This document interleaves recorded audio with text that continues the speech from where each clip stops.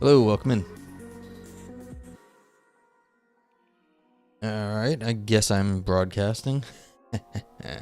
As always in streaming, there are updates, and there was an OBS update, and a system update, and a Brave web browser update that I all decided to do right before stream. So, who knows? Looks like I'm broadcasting, and so things are good. So many things break in streaming. There's like so many little, it's systems integration. It's not that there's like programming itself is like, yeah, it's okay. But when you have to integrate different systems into everything else, and something crashed. Yep, my bot crashed. Nice. Why did that crash? Who knows? But like that shouldn't have crashed of all the things. That did not update. Cool.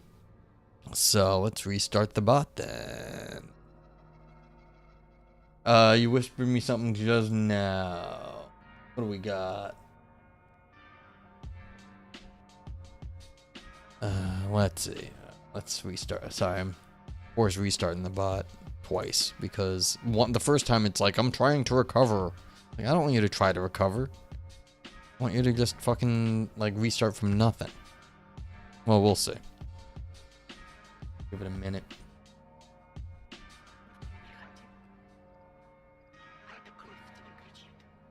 Alright, so Whisper, wonder what if that caused it? No, Whisper shouldn't have done anything.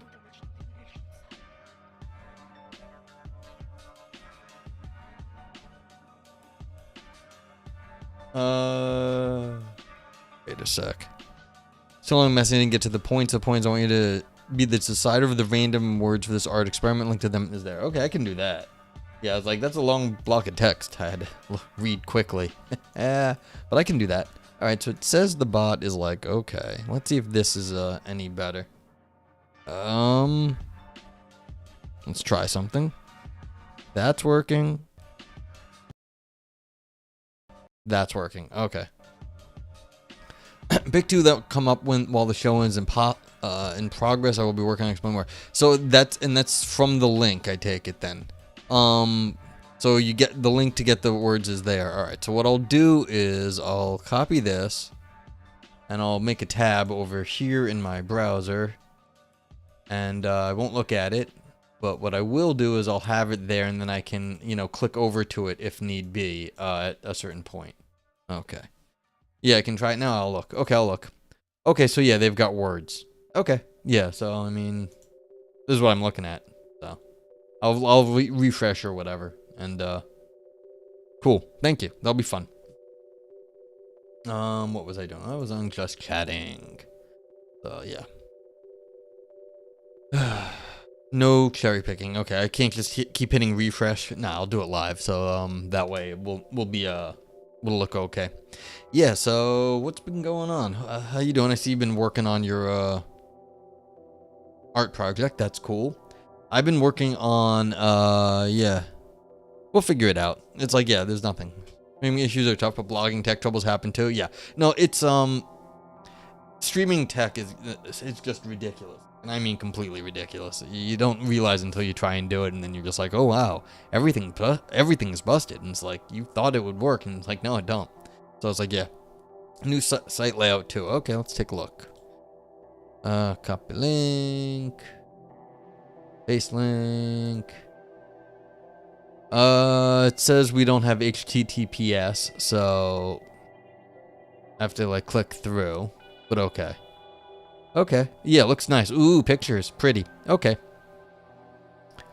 Yeah. So, SSL still getting set up? Yeah. Okay, yeah, but you have an actual, yeah, address at this point. Okay, cool. And I put the link to the form there at the top. Good. Yeah, because that was the thing. It was just like redirecting to a Google form, which is not always the... people don't always love that. It seems... It's fine because people see the Google and it's like Google Docs and stuff. Yeah, but I mean, especially for an art project, it's okay. But it helps to have a website. It makes people, feel safer for whatever reason. So yeah, Yeah, so what was it? I've been working on this thing about the cogito. Like cogito ergo sum, cogito or whatever, however you say it. I think, therefore I am. How do you actually explain this? One of the papers I've been working on has a result that, allows to basically describe it. I wouldn't say solve anything or explain anything particularly new about it, but I do have, a way to like formalize it, talk about it. And so the thing is, like, I need an account of why people like the idea cogito ergo sum is cool and like important, because the thinking that like I think therefore I am as like just a regular old inference, it's not significant enough. There's like, you could do anything and therefore you am. Like, I have a hand, therefore I am. I'm here, therefore I am, therefore I am. And so it's like, because there's evidence that I'm actually doing something. Yes, but then again, you could be walking. You walk, therefore you are.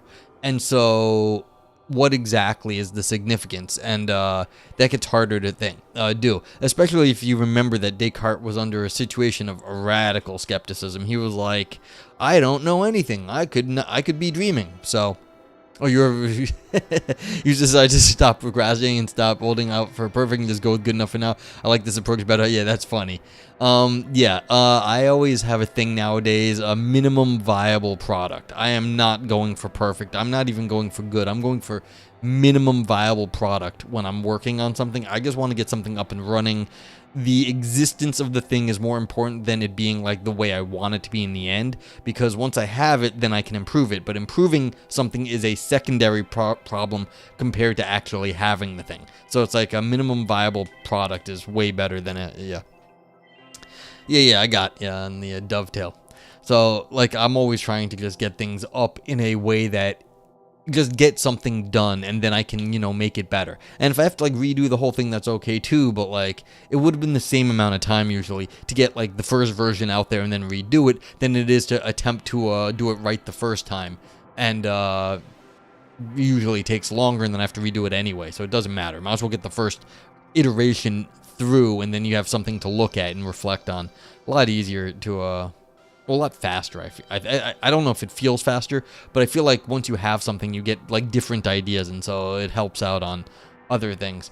Like, I have to get the philosophy review site up, but I've just got so many things that are just a little bit more important than it, and it's like I just have to get something up, like a viable site up. I have a website and just throw it up there so that the reviews we give to philosophy roulette papers are online.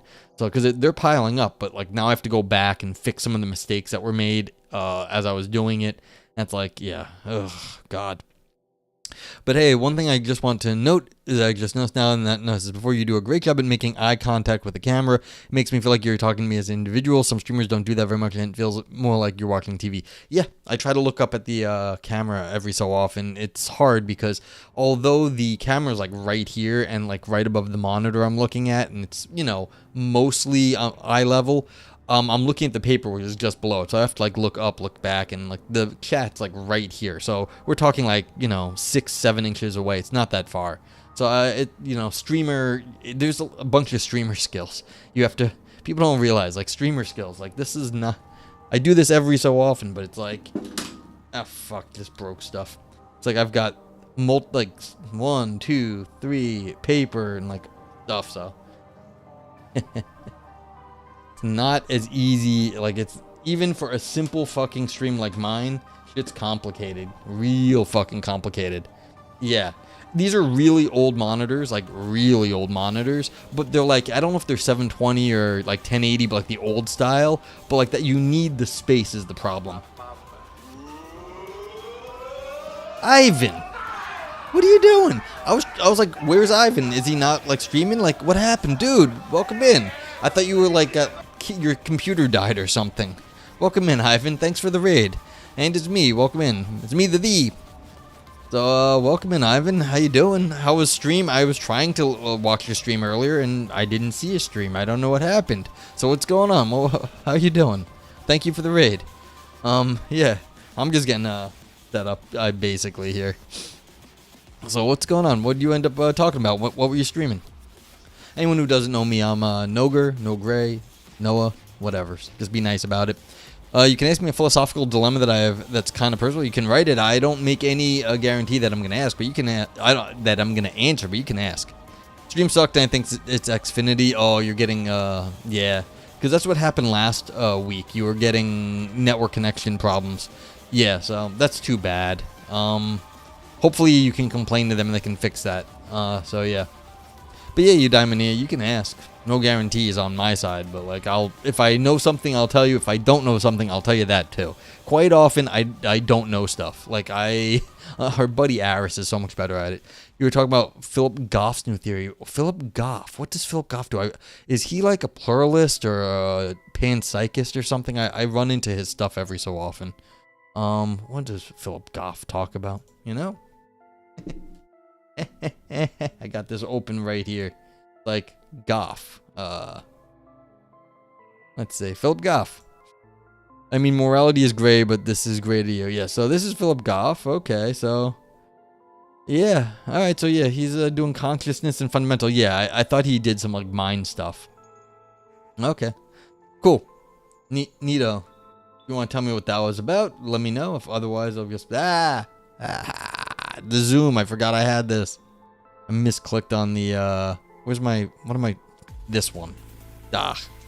Panpsyche, cosmic purpose stuff. Yeah, I don't really like panpsychism. The problem is I don't like naive physicalism also, and so yeah. So sometimes I have a soft I hate really shitty arguments for naive physicalism because most people are physicalists or materialists nowadays. They would just be like, physics and science and that stuff, and that's it.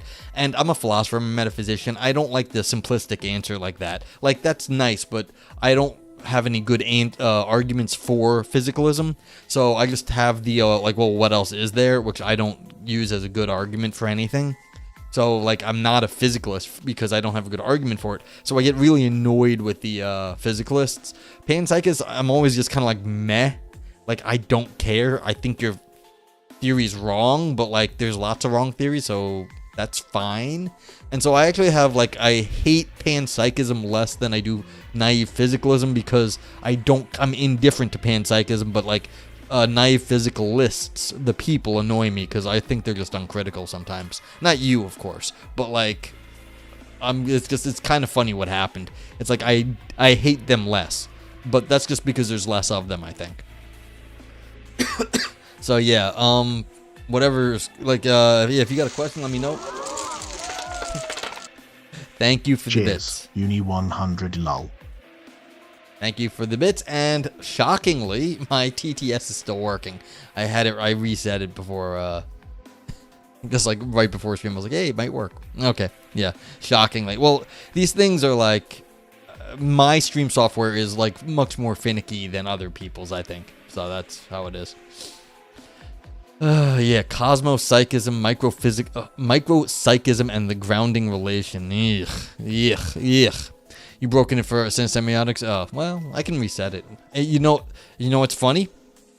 The stream, the bot crashed actually earlier. It actually did. Now I'm resetting it again just for shits and giggles. All right. Yeah. So like I was saying, I was working. I've been worried about. Yep, it crashed. God fucking damn it. Crash log. Yeah, and I crashed the fucking thing. That's amazing. Thank you for the bits, Sensei Max. But, you know what I'm gonna do? We're just gonna run this through the, TTS. For semiotics. Let's see if it works. Oh, wait, I didn't even... My bot's not even up yet, and I hit the button to do it. I'm a moron. So, yeah. Should you tell your siblings to contact my dad so we will put them back in his will? They went... No contact several years ago. He has cancer. They don't know. That's a tough one. I mean, do you think they want to know that your dad has cancer? I mean, that's the real question. I don't care about the will. The money's one thing, that's fine. Do they want to know that he has cancer? And then that's seemingly separate. They want no contact. So in that case, they don't care about the money. They don't care about the will. They might be interested to know that he's dying, if he is actually dying. If it's just Like, if it's cancer that is getting cured, then it's just any old sickness. If there's a high probability that he would die, that's different, because that means all decisions at that point are final. And so I would consider the actually imminent demise of your father, if that's actually what's going on, because there's a difference between him being sick and then him being dead. Sick, that happens, and we can cure many cancers now. Dead, on the other hand, there's no cure for dead. So if it's a case of dead, then maybe you might just say, hey, your last chance, like, I know you want no contact, but this is it. So it's a real thing for me, and we don't know, but lung cancer is like 5 years, 20%. Yeah, so in that case, 5 years, like, I don't know. See, that's the thing. Once you get into, I've dealt with cancer before. Once you get into the percentages, it gets very hard, because it's like, 5 years, 20%. That might mean 1 year is like 5%. And then, like, 10 years is like 15%. So if it's like, if it's like 10%, but like 15 years versus like 5% is only like 1 or 2 years, it's very hard to say. So I just, until you have some sort of more certainty about this, I just respect their wishes. But if it's like literally deathbed time, maybe at that point, yeah. And this is the question for you. It's, what exactly, like, I wouldn't worry about the will. I'd be worried, 80% of lung cancer dies within 5 years. So I'd be worried that, like, look, you tell them this is your last chance, or you could inform them that he's got basically 5 years. 5 years on someone you don't want to talk to is like, they may be like, yeah, fine, fuck that. Like, I don't need to talk to him. Call me back when he's on his deathbed. That's okay. But, like, it's up to you. Like, this is the thing, how dead is dead at this point? Because, like I said, percentages are really hard for people to deal with. It's like, you don't know if like, because 80% 5 years, but that may mean that, like, there's going to be a few more years after that. And so if we're talking like 8 years, like, that's a long time. So, yeah. Dead wasn't is a fact. It's coming now or later, but it's coming. Siblings know that too. Yeah, this is the thing. It's the question is like, is he going to be dead, before you have a chance to act? Because they might actually, in the last few years, say, look, I don't want to talk to this person, but given that I will never have an opportunity to talk to them, maybe they'll have a last word or something to say. So, yeah. You're carrying the guilt that you're cut from the will unless they reconnect. That shouldn't be on you, I don't think, because it's their choice not to talk to your, like, family members. Now, if, like, you had something to do with that, that's different. I don't need, of course you also like money, but, like, if they don't want to do it, then that's on them. That has nothing, like, don't worry about that, or try not to worry about it so much. But it's, they might appreciate the last opportunity to talk to your dad, but, like, I wouldn't bring the money into it, because, you might feel bad, like, oh, I'm being selfish. Try to keep that out of it. Give your siblings the last opportunity, but, like, there's still going to be some time. Usually cancer doesn't kill you immediately. Sometimes it does. Like, sometimes it'll knock you out, and, like, then they'll never recover and they'll be dead in a week. But if it's like death, I'd be more concerned about the deathbed than, oh, he's sick. For all you know, they'll be happy about it. I don't know. You could always give them the money, yeah, if you feel that bad.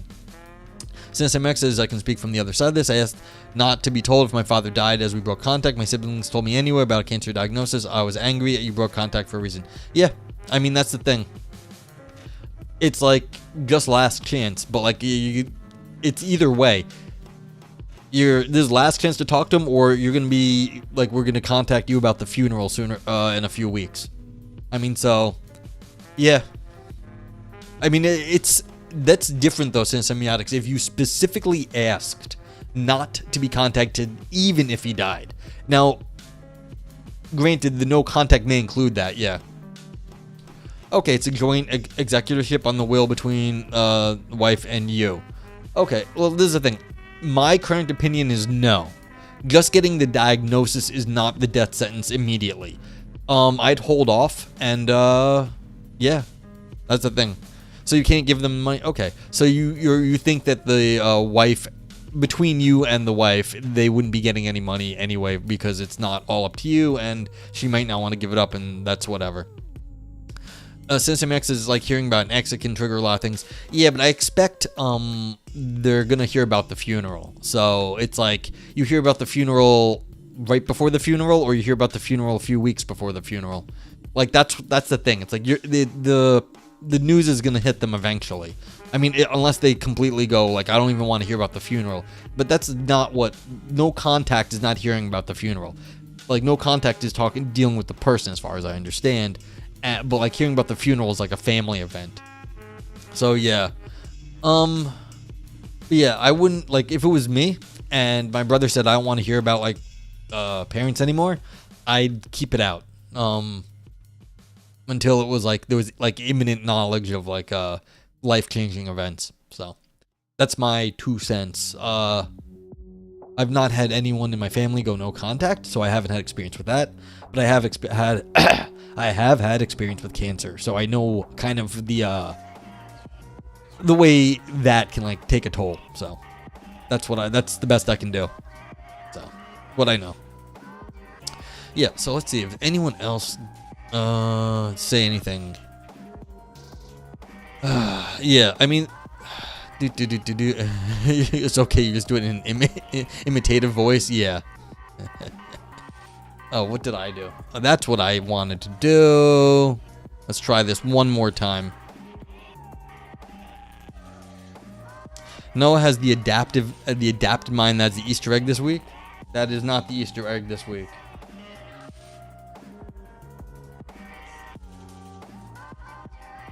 There is actually an Easter egg though.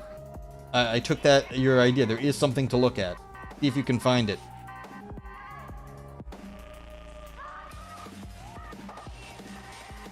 Nope. Still no. Why no? Why no? Why no? Why no? Freaking work, stupid thing. Bot. Yeah. It says it should be working. Contemplate this. Ah. The TTS is the best, and Ivan tries to build empires. Yeah, well, I thought he was trying to build a cult. I mean, is a cult empire, maybe, yes. But, yeah, so, who knows. But, yeah, the TTS is good when it works. When it doesn't work, it's very frustrating. I am a little annoyed about it. If I ever get a laptop, I'm going to keep it, like, very basic Windows, and maybe I'll run all this stuff from Windows. Empires are cults with lots of weapons. That is true. And people. Lots of people and weapons and things like that. Udemy says, I really appreciate you delving into question, trying to adopt it from a personal perspective. I can't do anything else. Like, I can give you, like, the formal answer, but the truth is, most people have at least some sense of what the formal answer was. Like, oh, you should respect their wishes because that was their wishes and that's what Kant would want you to do. But that's not actually very helpful. You want a little bit more nuance, so yeah, I can do it. Yeah. You can foresee having as many as 15 people. 15? That's crazy, man. That's a lot of people. So yeah. At this point, like, you know, there's a guy, Pirate Software. He got, I've shouted him out before. He's a bigger streamer than me. You know, he had a few hundred people in chat up until a few weeks ago. He made some shorts for YouTube and they went viral. Now he's got thousands of people in both his YouTube and Twitch live streams. And so he says, look, he doesn't want to ever have anything more than like 3, 4, 5 people because that's like, you know, how much you can play like a game with and know what everyone else is doing. So he's like, you know, 4 people is as much as he ever wants. And this guy, he is a social engineer. He's a hacker. And so it's like, yeah, I understand the motivation of a large organization, but as soon as you get past like 4 people, then all of a sudden you have to like be managing. And when you are only 4 people, you're not really managing, you're just sort of interacting. So 15, man, that's like work. Like, I don't want to do that. I don't want to work for anybody. I just want to do stuff. Man, I'm talking to this guy at work. I made a new buddy at work, and he works in like the shop, and so he's got all these cool toys. He's got all these cool toys and like stuff, and he's got like equipment. It's like, I just want to go play with all the toys, and like he has a drill press, and he has like, you know, giant cutters, like they cut straight lines. Oh, it's so much fun. It's just, I just want to like, you know, have a shop and like, you know, screw around with stuff and do fun things. Yeah, so anyway. Thirsty already.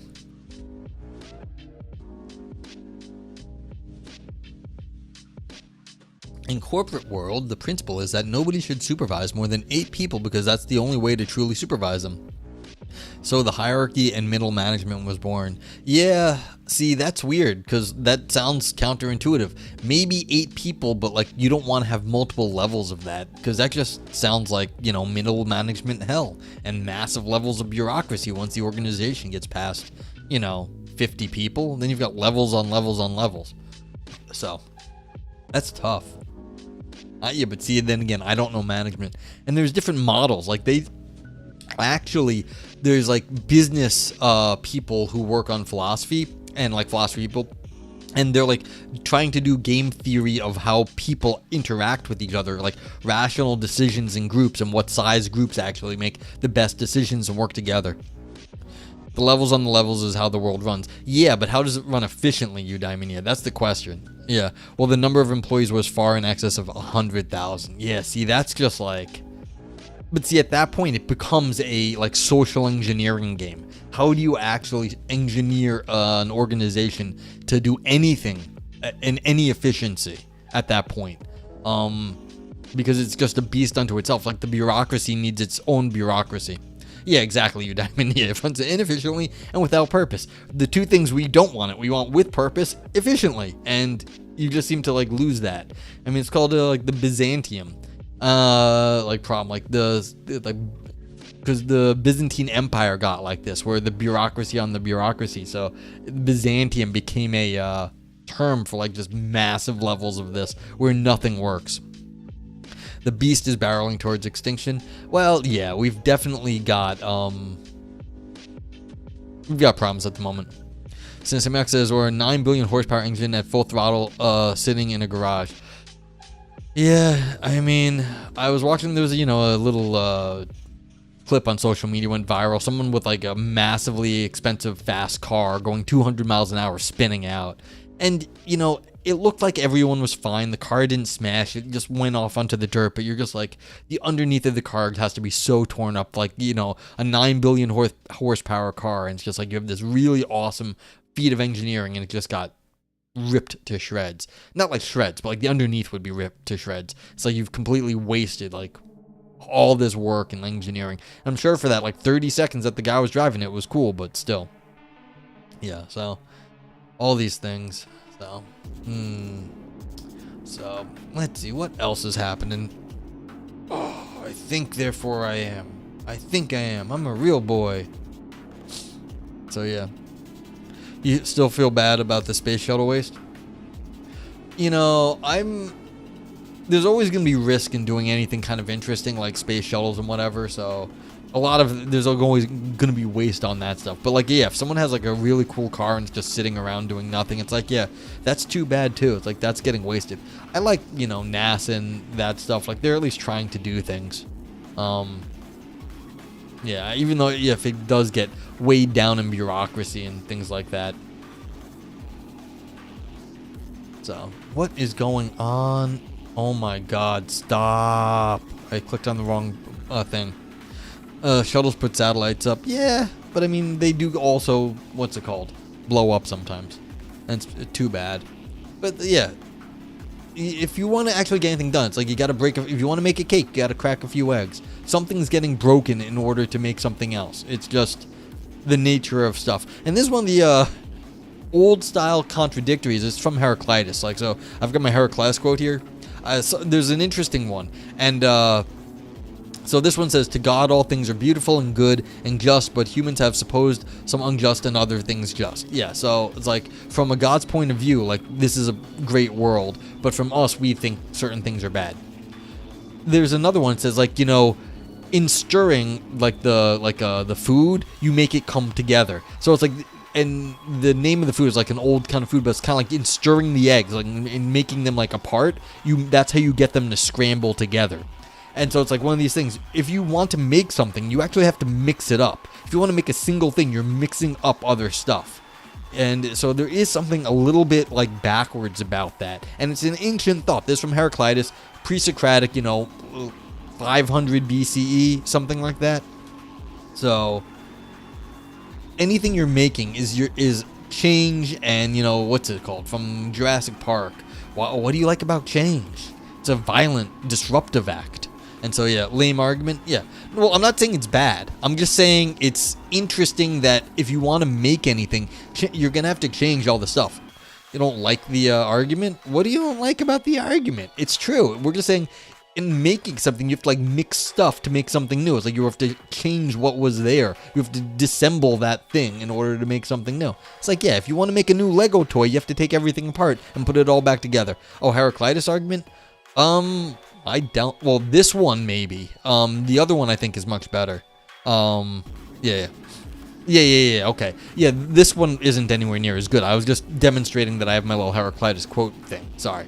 Yeah. This Heraclitus quote is not up to par. But I mean, one of the funny things is, of course, you can see who actually referenced this stuff. This is Porphyry, who is much later. So these are like sayings that came down from Heraclitus over a long time. So, but yeah, the argument is real interesting in terms of what's it called? Generative biology. How do things grow? Like from little cells and into a huge organism like a person.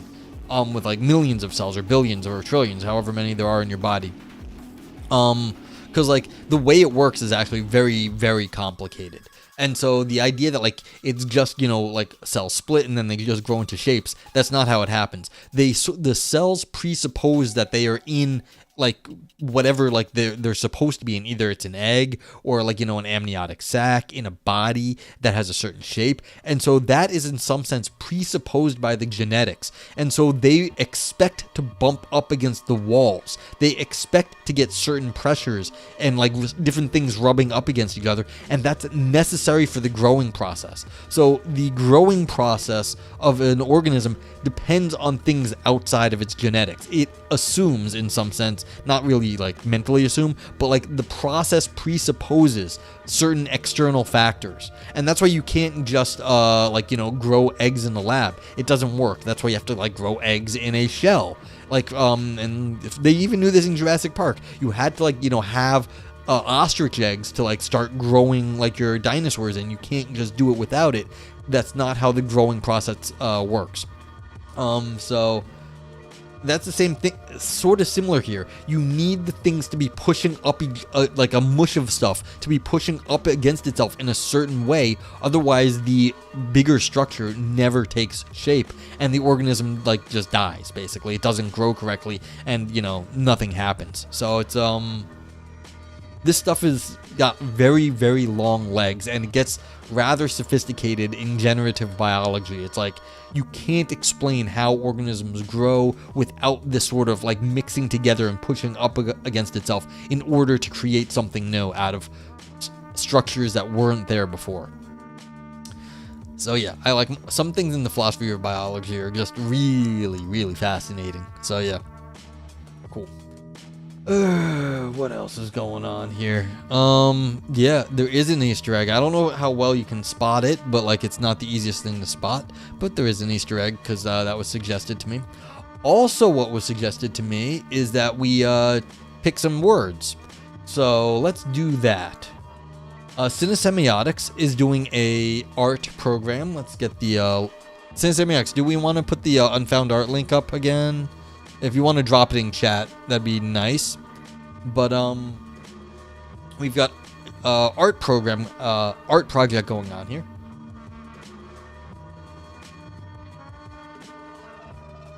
So we're gonna be picking two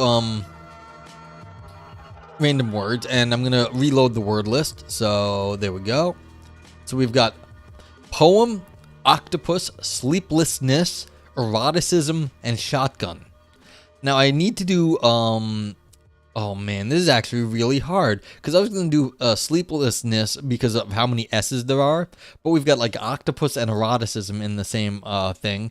I mean, poem and eroticism is no fun, but like sleeplessness and eroticism, yeah, you get someone dreaming. But octopus and eroticism, you might get something fun out of that. So let's go with octopus eroticism. Those are going to be the words of the day. Yeah. What's the game? I'm not even sure, but we're playing Eudaimonia. Yeah, I got the most lascivious possible combinations.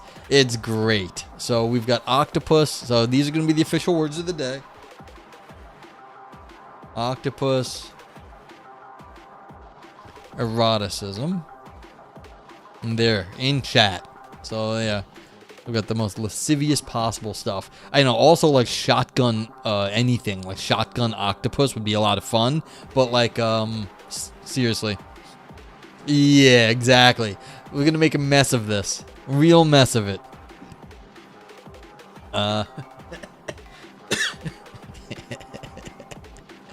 Yeah. Kant would be fun to work into that. Okay. Yeah. Kant was so boring. It's really kind of lame. It's too bad. Yeah, so I've been thinking Descartes, not Kant. I never think about Kant. Why would you ever think about Kant? He's so icky. Yes, Ivan, thank you for the little octopus going here. Oh, the squid, that's what it's called. Yeah, Descartes was interesting. You know, there's a question on like how to interpret the this is what I was talking about before, you know, people came in. How do you interpret cogito ergo sum? Because yeah, if you're thinking just I think therefore I am, like I think, well, a lot of things, like you can just be like I am therefore I am. Like also, I have a hand therefore I am. I go walking therefore I am.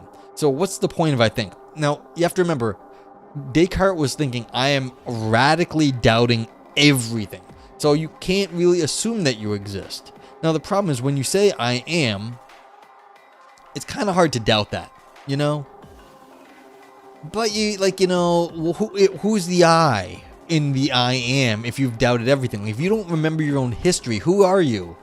I mean, if you want to just use it like an indexical, the thing that is speaking exists, okay. But like, what is that to am? Because Kant would never use me? Oh. Yeah, but that's lame. I think that's actually really fucking lame.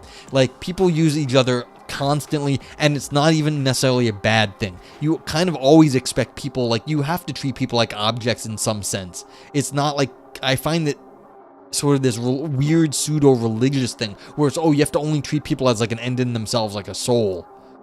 No, people have bodies, they matter, and like the way you use your body matters. And so it's like I even find that like the idea of like this purity of use even a strange concept, because I feel like it's trying to really limit the way we interact with each other. And people, you know, like they want to look good, they want to feel sexy, you know, sometimes they want to be treated like a sex object. That is the whole point of them getting dressed up. So yeah. Since America says social interaction is always an exchange of goods and services, maybe more than that too, but at least it's an exchange of goods and services. Yeah, and so you can exchange, like I exchange my time for money at work. It's terrible. I don't want to go to work. I don't hate the place, but I don't want to have to go in and do work. And so it's like I'm being treated as an object, like, because, you know, this is a society, and it's not necessarily the worst thing in the world to be like in part of a society and you have to like work to get like benefits. Like I'm not completely against all of that stuff. So it's like, what does, like, how do you say, well, you're not being Kant would never use you? Well, I'm gonna have to give Kant up.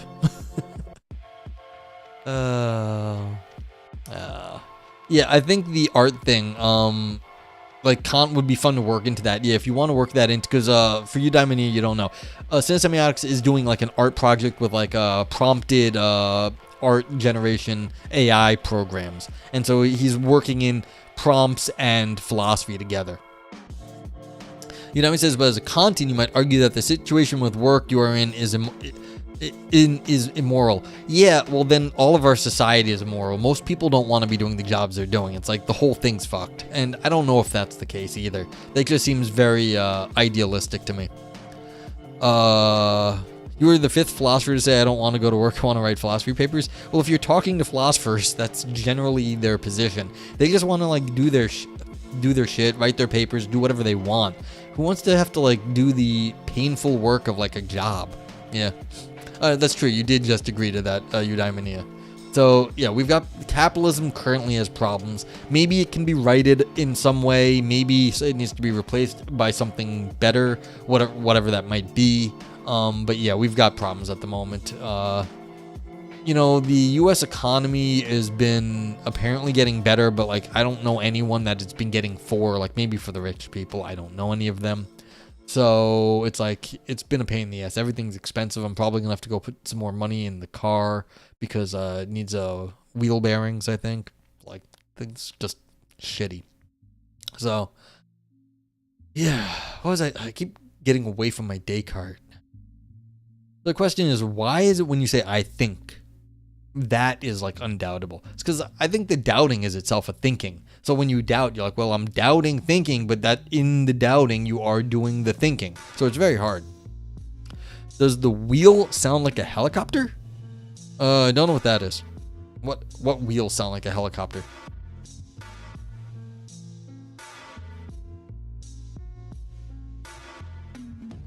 Oh.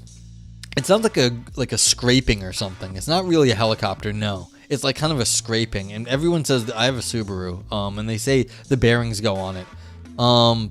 Okay, it doesn't go whoop whoop whoop whoop. It kind of goes whir whir whir whir whir whir whir. So I don't know what that is. Okay, it's not a helicopter then.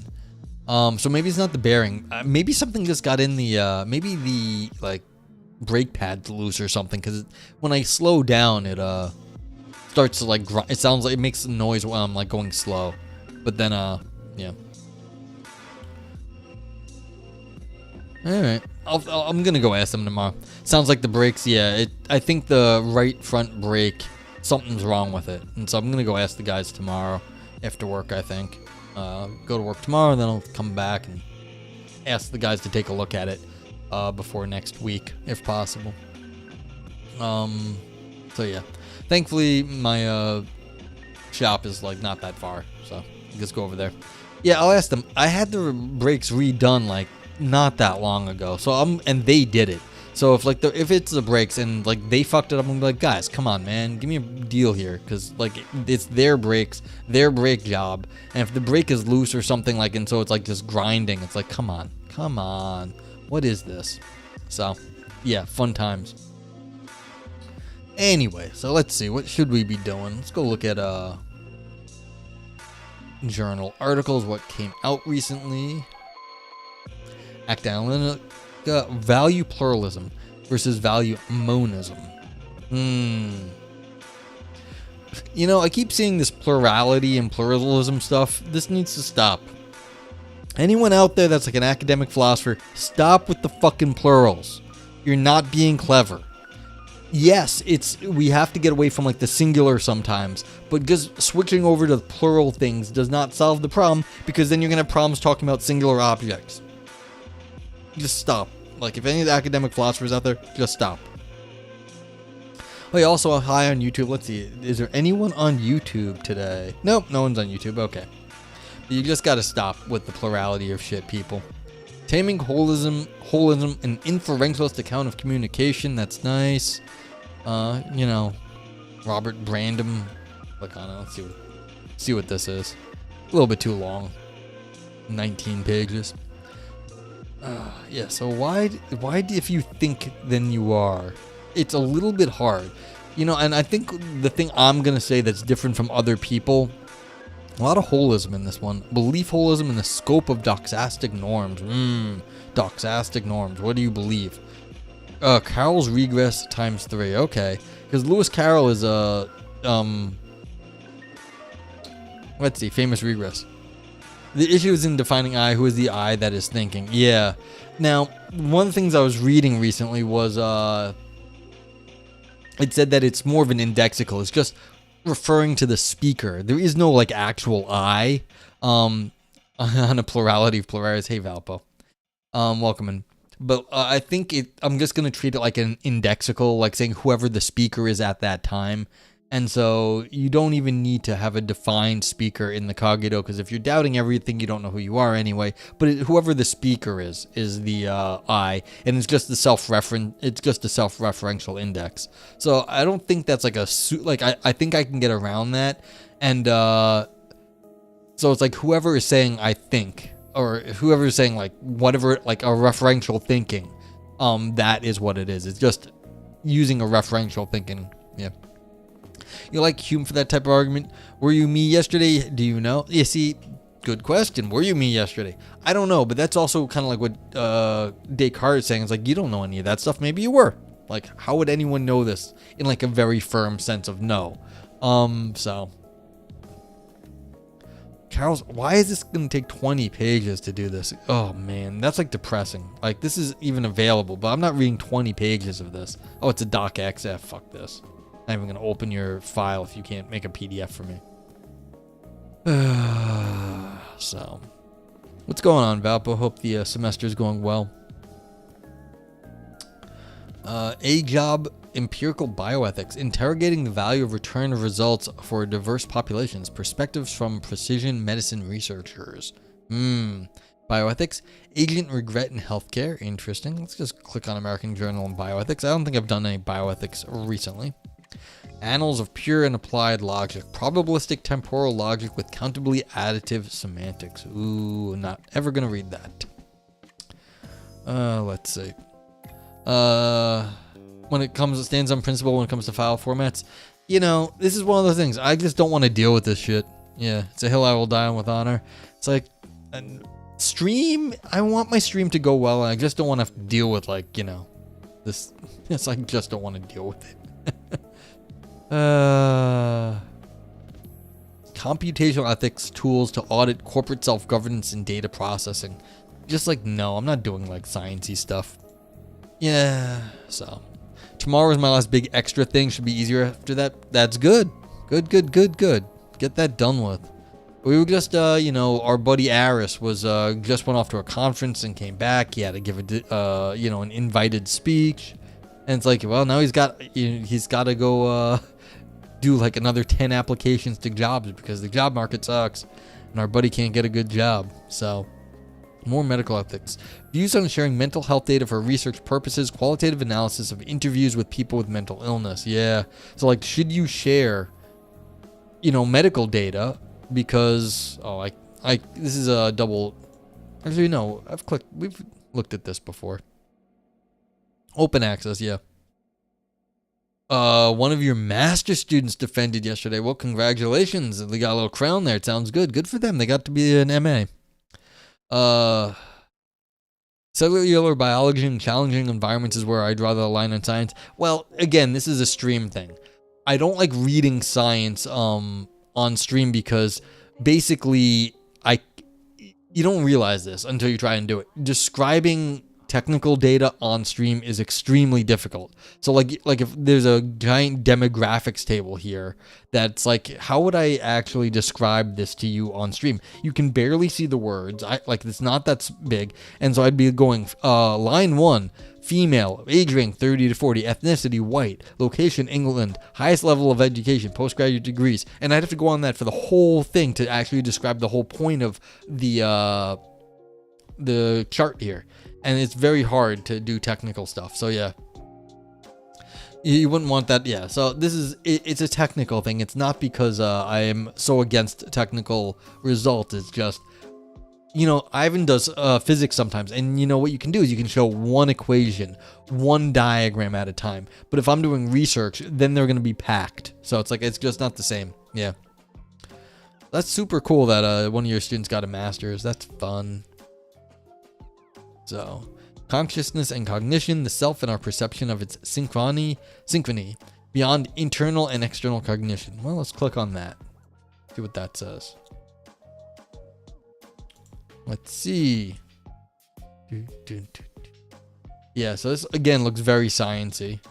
But yeah, so we conducted a large-scale psychological study. Again, so this, I'm not drawing the line because I think it's bad. I'm drawing the line because I can't describe it on stream. I can do like thought experiments. I can do, you know, tell people what like this means in some sort of non-technical way when it comes to like fancy philosophy ideas sometimes. But it's like, yeah, your second reader, whatever. It's all fine. It's good. Yeah, exactly. I mean, if anyone who doesn't know, Valpo is a professor, like tenured. So it's yeah, you get to start having students and like teach things and have doctorates, like doctoral students and master's students, and yeah. Redescribing fossil fuel investments, again, sciencey, like, what are you doing? Dow, a journal of comparative philosophy. Oh, man, when we read some comparative stuff, we had some bad stuff not too long ago, wasn't great. Gonna look at Dow, though. Also go look at some of these saved things I have. Some of them are, that's true, I had some saved stuff. Let's see what this was. Should you upload your mind? Should you upload your mind? Take a look at it. 5 pages. Did I read this? I might have read this. I mean, it's like, I don't even know if I've read this. This is the worst thing. So.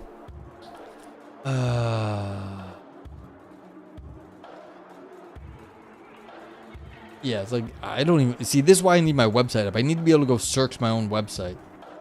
You know? Let me go see something. I can go, like, search my own YouTube.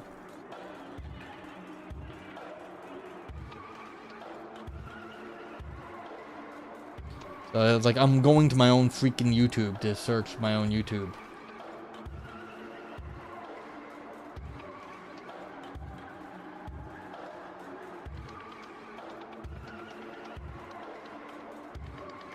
No, I don't have this. So I might as well do this one. It's kind of cool. So, this might be worthwhile. Can take a look at this one. A little bit fun. Hey, Lumpy, how you doing? Oh, I should give people shout outs. Speaking of, now Lumpy's here, we can start doing this. You want a suggestion? I'll take a look at that in a second, since Semiotics. So let's give some people shout outs. We got a raid from Ivan. I did not give Ivan a shout out, so let's give Ivan the shout out earlier. Ivan is a science and philosophy streamer and has had some network communication troubles, I guess you could say, recently, but yeah, he's there. You're alive, okay. Yeah, it sounded like you were a little nervous yesterday, but yeah, it sounds like you've had some ups and downs. So let's see what we got from since I mean, actually we got Far Out Magazine. Marian and Mocker and the Strange Study of Psychoacoustic Phenomena from a few weeks ago. Oh, this is like okay, we can read this quick. This will take us. You're tracking a chemistry mystery. I was proud of landing on the same idea that the client started doing today. Wow, okay, so yeah, doing a little bit of mysterious stuff. Okay, yeah, so we'll read this and then we'll go do the philosophy afterwards. This will just be warm-up then. Alright, so cool. Drop music a little bit, but that's cool stuff, Lumpy. Anyone who doesn't know, Lumpy is also a streamer. I'll give him a shout out in a minute. He's a Minecraft streamer, but he's a PhD in chemistry and works for a chemical company that, you know, has to come up with like interesting creative solutions to chemical problems. So he knows lots of stuff about that. You can talk about, you know, philosophy and life and things and finance on his stream, and yeah, it's cool stuff. So hope everything is going well. He also makes some killer sushi. I really want some lumpy sushi.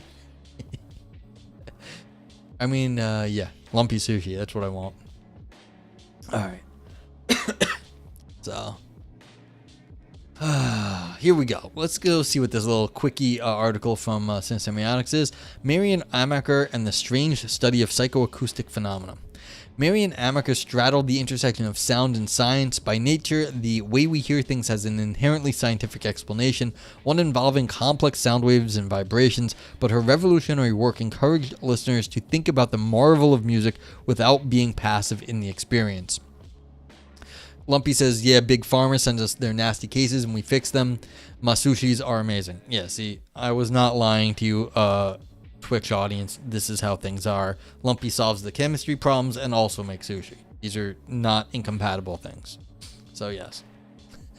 So there is always the question in modern life of, yes, we can do the science and all the things, and we can reduce the sound to the waves and the light to the wavelengths and things like that. Is that the best way to go about looking at the world, though? You can look at it that way, and it has many benefits of looking at it that way. Are there other ways that might be beneficial to us? And so this is the sort of scientific way is kind of passive. And we were actually talking about this in the Nietzsche the other day. Like, if you just are, like, breaking things down into wavelengths, you're not interacting with the world. You're, breaking it down into using certain techniques.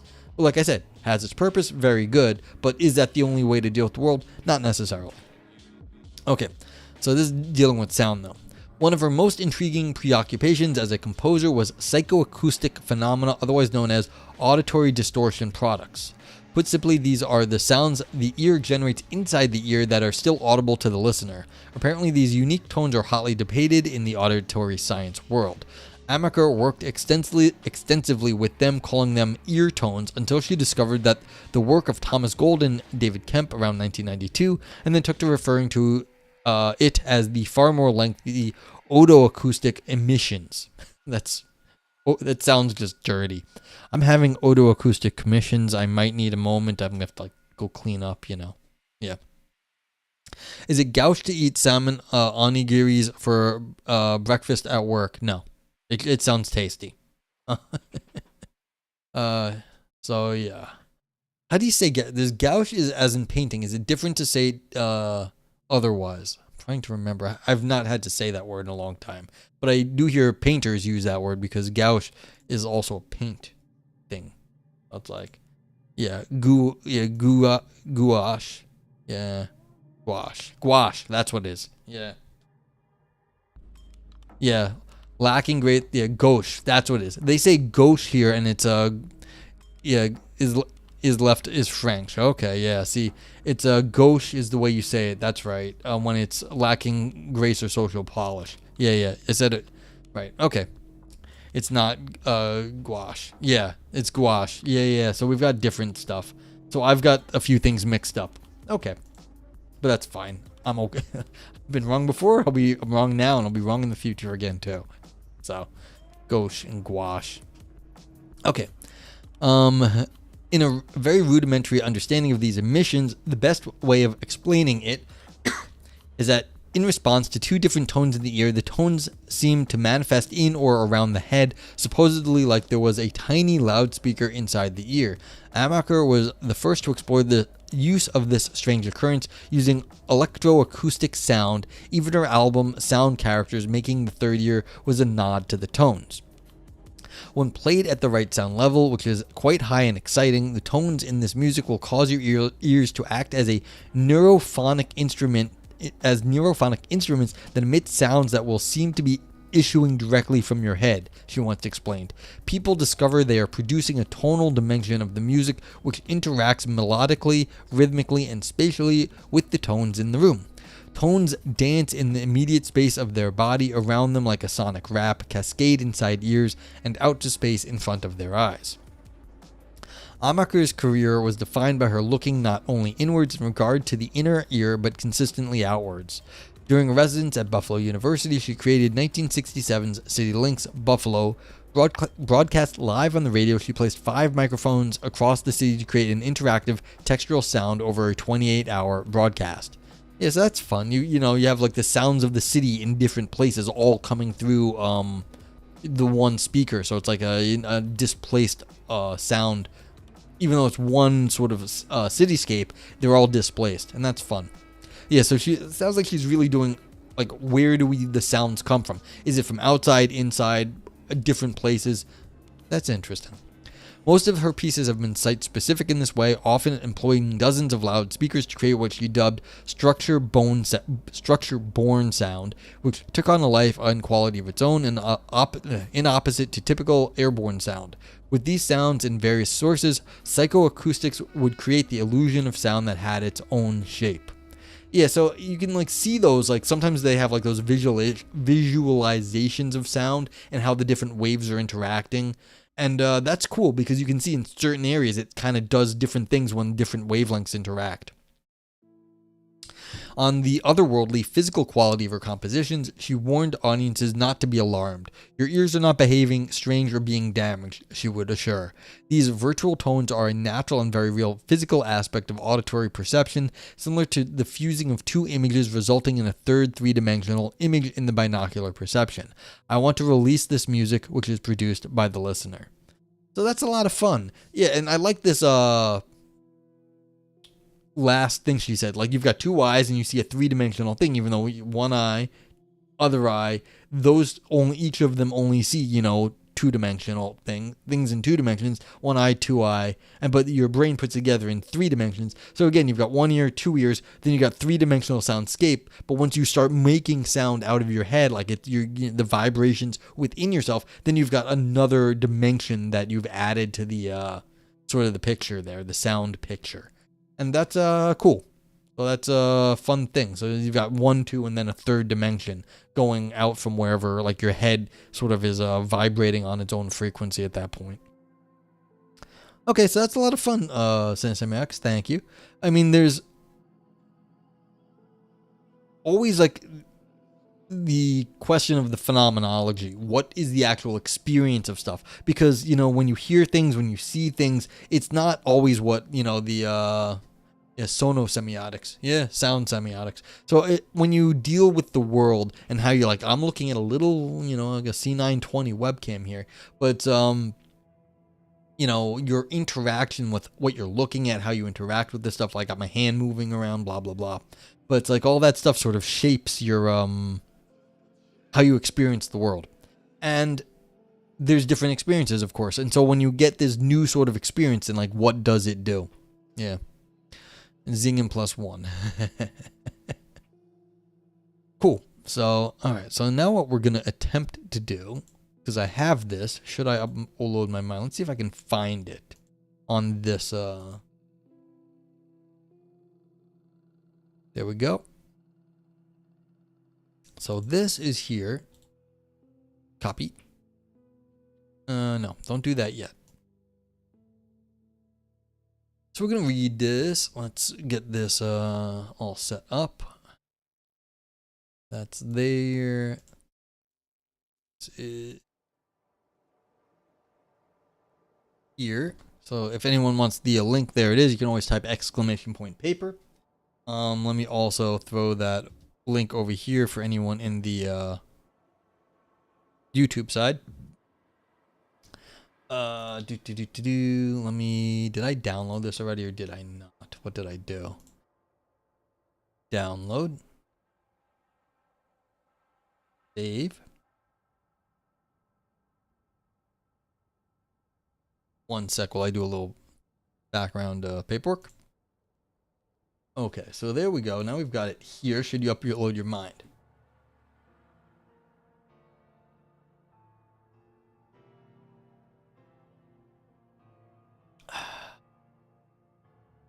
OBS, what are you doing? So confusing. Anyway. So, yeah, here we go. So here's what I do. I read and comment on the paper as we go. You're all welcome to do that. And then at the end, we give a little review, and that will go up on a site very soon. I'm just gotta, you know, bite the bullet and put it out there. But yeah, it's good to go. And feel free to ask questions along the way. This is only, you know, it's 5 pages with pictures, but 2 columns. So we're talking about 8 pages here. Shouldn't take too long to get through. And this is usually this journal. This is Should You Upload Your Mind by Sebastian Gabb.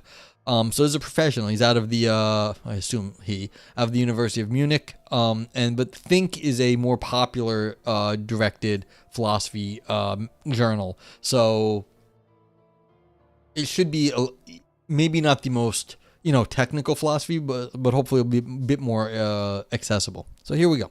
Let me know if you have any questions. Abstract. Could you survive bodily death by uploading your mind?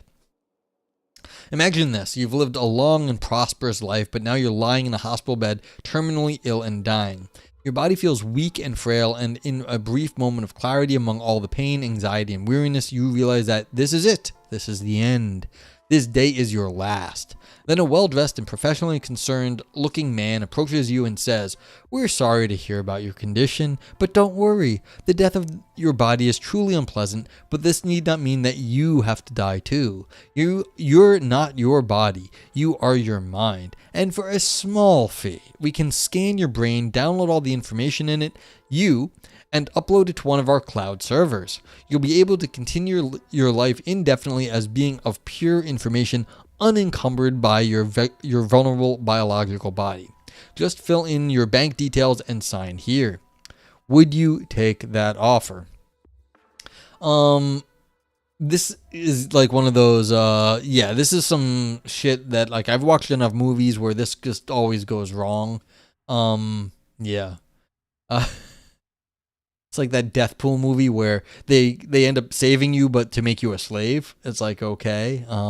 Like, are you sure that like this person who's coming to you on your deathbed is trustworthy and they're not going to use you for some nefarious purposes? There was a, what's it called? I do like my cyberpunk. So there was a famous, very, very famous Ghost in the Shell movie. And then they made a second movie called Ghost in the Shell 2, Innocence. It should not have been like, it was with some of the same characters, but it was not there. Was it that one or was it another one?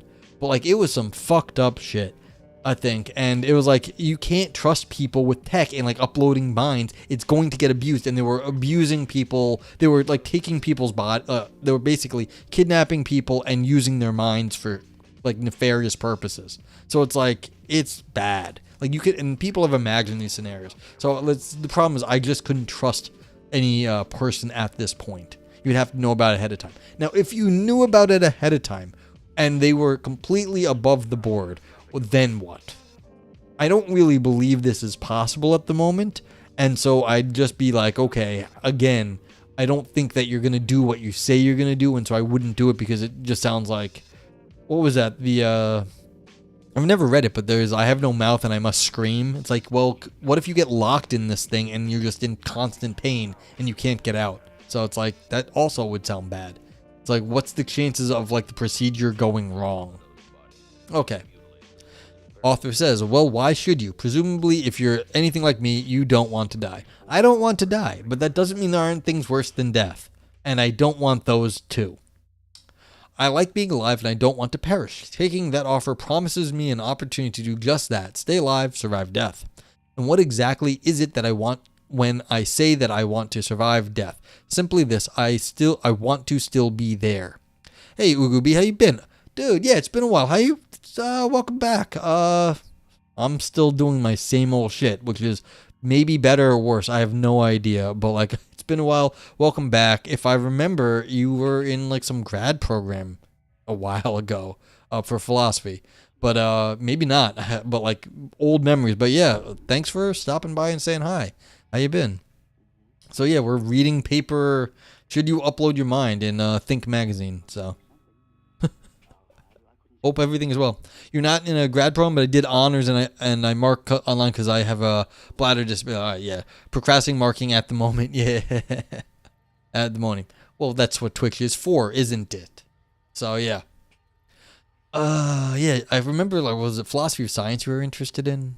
Yeah. Well, my shitty, like, I have not the best memory. It's not terrible, but it's not the best. And then on stream, your IQ just drops precipitously. It happens. Yeah, Phil Sci and metaphysics. Yep, that's right. So you're back. You're into philosophy journal. That's cool. I mean, you know me. I read everything here. So, but you know, let me brag at least. I had a paper published. Woohoo! So it's like I've been doing good.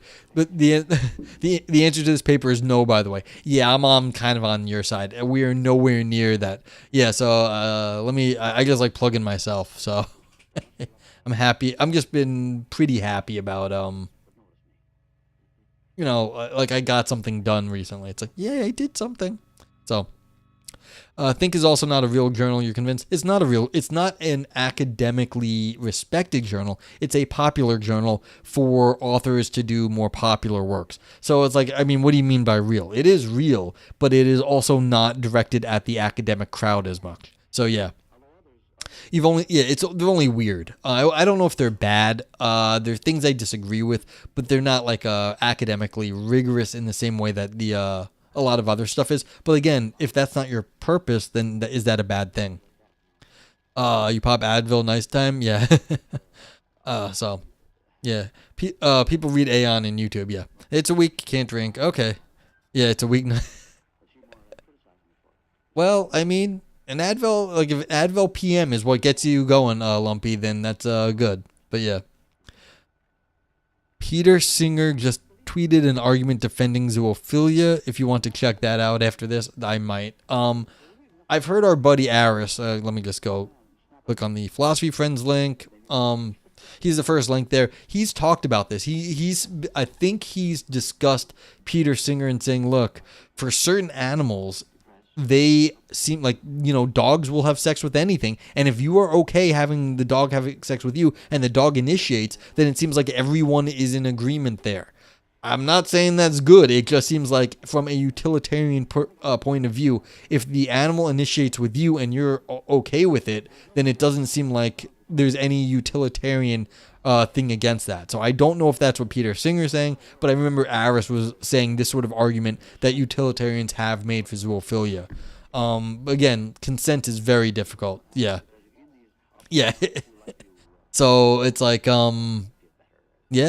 but that's the question. If what you're worried about in like these sorts of like interpersonal interactions are consent, and the animal has already consented like by their actions, then like you didn't force them into anything, then it's like, well, okay, if that's all you're thinking about, then on those grounds it seems to be all right. But it's like, I don't know if like okay with it is really the right way to do with it. Well, I don't know if it's good for the animal, but they seem to want to do it. I think the animal can't want it without it being good for the animal. Animals do a lot of things that aren't good for them.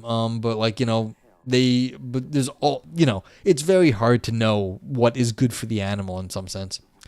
Yeah. You don't want to have this argument? Yeah. You think it will fuck up humans psychologically? Yeah, that might also be the thing. Maybe this is not something just good to put into like the general public, but yeah. The article is that it should be legal. Yeah, I wouldn't want to be making laws for animals like that. It seems ripe for abuse. Yeah. You're taking on the other side. It's wrong. Consent isn't the only factor. Yeah, this is the thing. Most people are going to say, I mean, that's the thing about Peter Singer. He's a hardline utilitarian. And so it's like, if you take the hardline thing, it's like, well, if everyone seems to be in agreement and people seem to enjoy it, or agents in this case seem to enjoy it, then it's a have at it, Hoss, and the government shouldn't be regulating that. So it's like, yeah. 17-year-olds want a bone too. Yeah, again, this is the consent sort of thing, and it's just not good. That's a good point, Eudaimonia. So yeah, we might end up breeding dogs who consent. Yeah, so that's the thing. You're all making very good points. There's way too many complexities of this, and just being like, oh yeah, everyone consents you're right. There's like, it doesn't seem to be that simple. Ugaby says that's the thing. Utilitarianism is just an abstract normative theory. It doesn't say anything about your applied ethics. Yes. So you need to have a better day-to-day thing than the utilitarianism, because again, how do you actually calculate the good? People don't know this. And so the simple in the moment everyone agrees is not a chat has given some counter examples to that.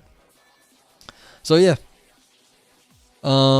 What do you think about Bankman Fried? I take it he's in prison for 100 years now. Yeah, that's fine by me. Like, I don't. If you're going to steal people's money and you get caught, fuck you. Like, basically. Yeah.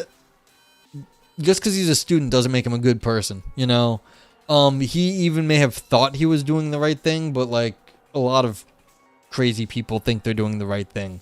So it's like, fuck that guy. Like, it's the same thing with Bernie Madoff. Like, he stole all these people's money and he had a good time. Maybe he didn't think he was doing the right thing, but like, same thing.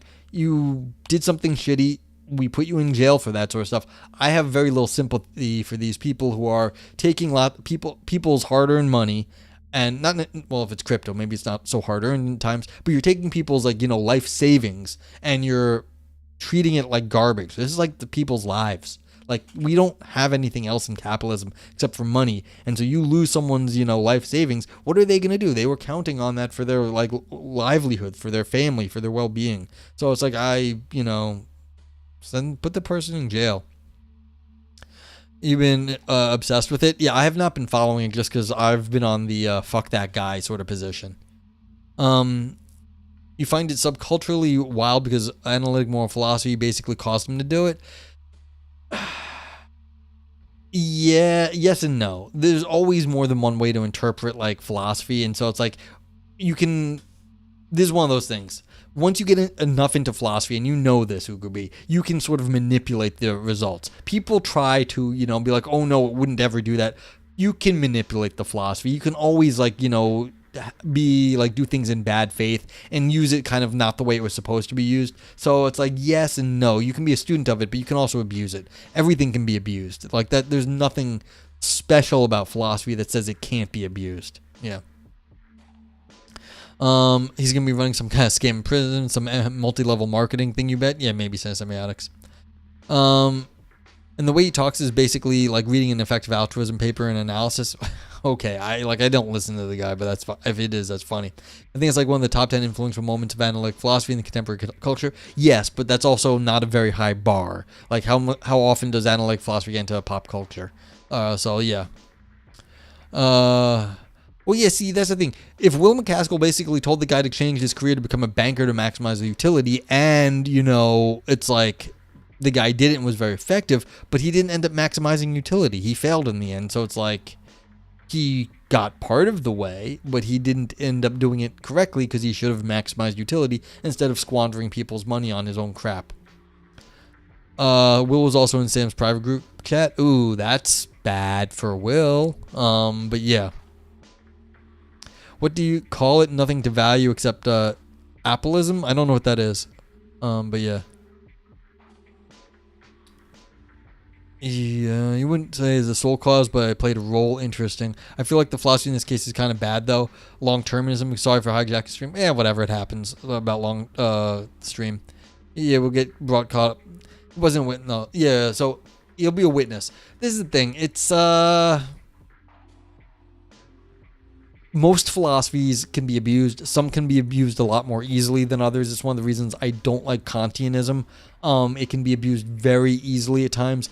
Utilitarianism can be obviously abused too. And it's like, yes, but it's like this is the no true Scotsman fallacy. Well, it's like you're not doing it right when you abuse it. Well, it's a shit theory, and a lot of these things are shit theories, and that's why they can be abused. And people want to say, oh, they're not really Christian, they're not really utilitarian, they're not really blah blah blah, whatever. No true Scotsman. That's what the fallacy is called. And so it's like, yes, you were a bad person, and you tried to justify. You were made an apologetics for your actions using this analytic philosophy, but like, I don't give a shit. You were a bad person. No matter how much apologetics you do, it's not going to change the fact that you ruined people's lives. So, yeah. Again, like, fuck that guy, in my opinion. I said something about crypto and stealing money, and I said a phrase that moved on. Oh, okay. Oh, you didn't know the term I used? Oh, I forget what I said, but I didn't say anything that important when I said crypto and stealing money. Oh, I said hard-earned money. You're stealing people's hard-earned money. Then I said, well, if it was crypto, some of it's not so hard-earned. Somebody like worked for it. But then I said, that's unfair. People have worked for it. But then I was saying, look, this is their life savings, whatever it was. That's all it was. Ogubi says, yeah, and Sam Bankman-Fried, so stealing money, lying is correct to maximize utility. It was kind of consistent with the theory. Yeah, this is kind of abusing it. It's one thing if you steal money, lie and steal, and then you really do something good out of it. If you lie and steal and then you just lose all the money, then then you're just a stealing thief that's not very good at it. So it's like, yeah. To be fair, there's some context with where lying is okay. Yeah, this is it. You steal billions of dollars. If you stole billions of dollars and you upend capitalism and everyone lives better because you've changed the system and you had to break the rules of capitalism by stealing to do it, everyone would be like, yes, but now we're living in like a gay space utopia, like whatever they do in Star Trek. Everyone would be cool with that if we were all of a sudden in the Star Trek universe, and that you broke the old laws of the old regime wouldn't matter. But he didn't do that. Yeah. A lot of normies got into FTX because of Larry David commercials. Yeah, the commercials were good. Tom Brady, should you upload your mind? No, Sensei Expo. We'll get back to that in a minute. You get all your financial advice from Larry David. I don't know if that's a good idea, Ivan. Gay automated luxury space communism. That's the goal. You get your financial advice from Ivan Neo. That's good, Cinesemiacs. And have you read any of the Bankman-Fried comments where he actually addresses the moral implications? No, I have not followed this at all. I have all my money in my mattress. So good pressed latinum. What was latinum? gold press platinum. I don't know. Effective altruism. Yeah, no, I'm not. I don't read popular things on philosophy. So if like some guy named Sam Bankman-Fried who doesn't know what he's talking about is writing on philosophy, I'm probably not going to read it. I'd read what he had to say about crypto, but then again, I also know something about the crypto. I've been following it actually for quite a long time, and I don't believe most of the shit I read on that either. Like, I know more about crypto than most at this point.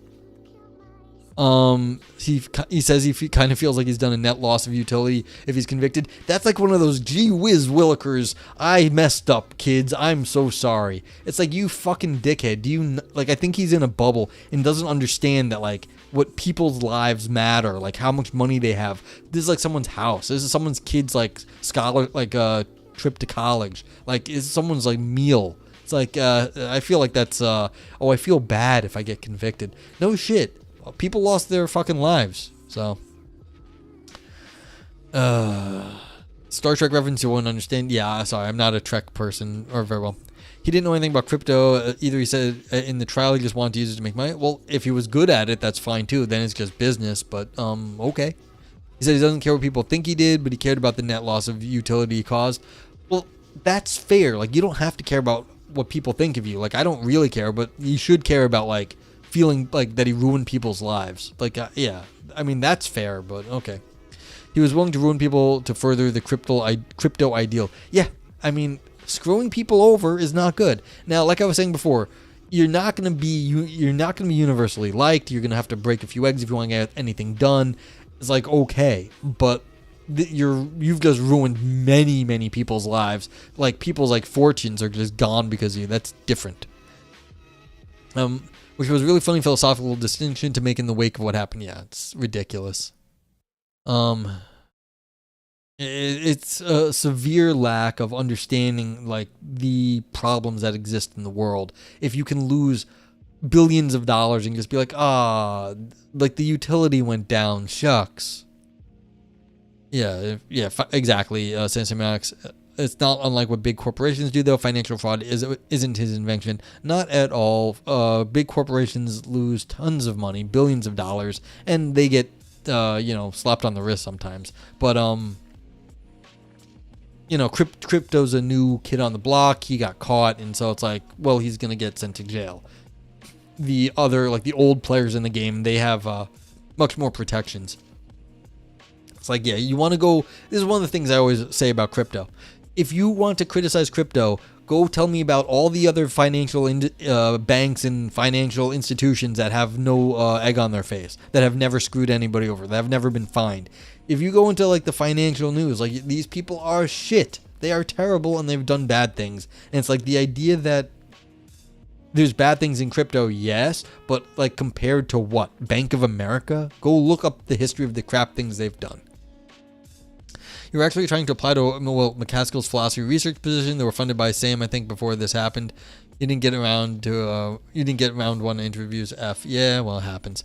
My application was like, I'm going to help shield EA from critique because I'm familiar with its critique. Okay. Ivan says it's different when you are banking. Stealing money out of one bank and using it elsewhere is egregious. Yeah, I mean, it's bad.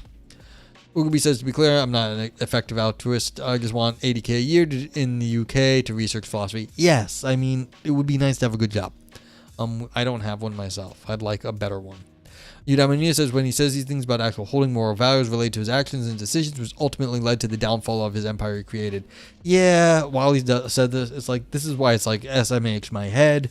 Yeah. Like, I just don't feel like the dude was, this is one of the problems. You get like these people who think like, oh, this person's a genius, they're going to do all this great stuff. And then it turns out, they weren't like, they're a smart person, but they didn't really understand what was going on. And we threw all this money at them and it like fell apart.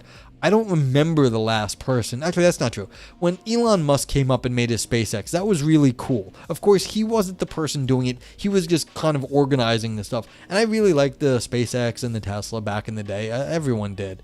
So I was like, that was really cool. But it's never the case that there's like, we just don't, like, it's a fantasy that we have like, oh, these like geniuses that do everything and like, they're just going to change the world. No, it's not how anything happens. It never happens that way. Yes, Ugubi, he could have done something like if he got all that money together and like did like good things in the world, sure. But again, whatever. He didn't do that.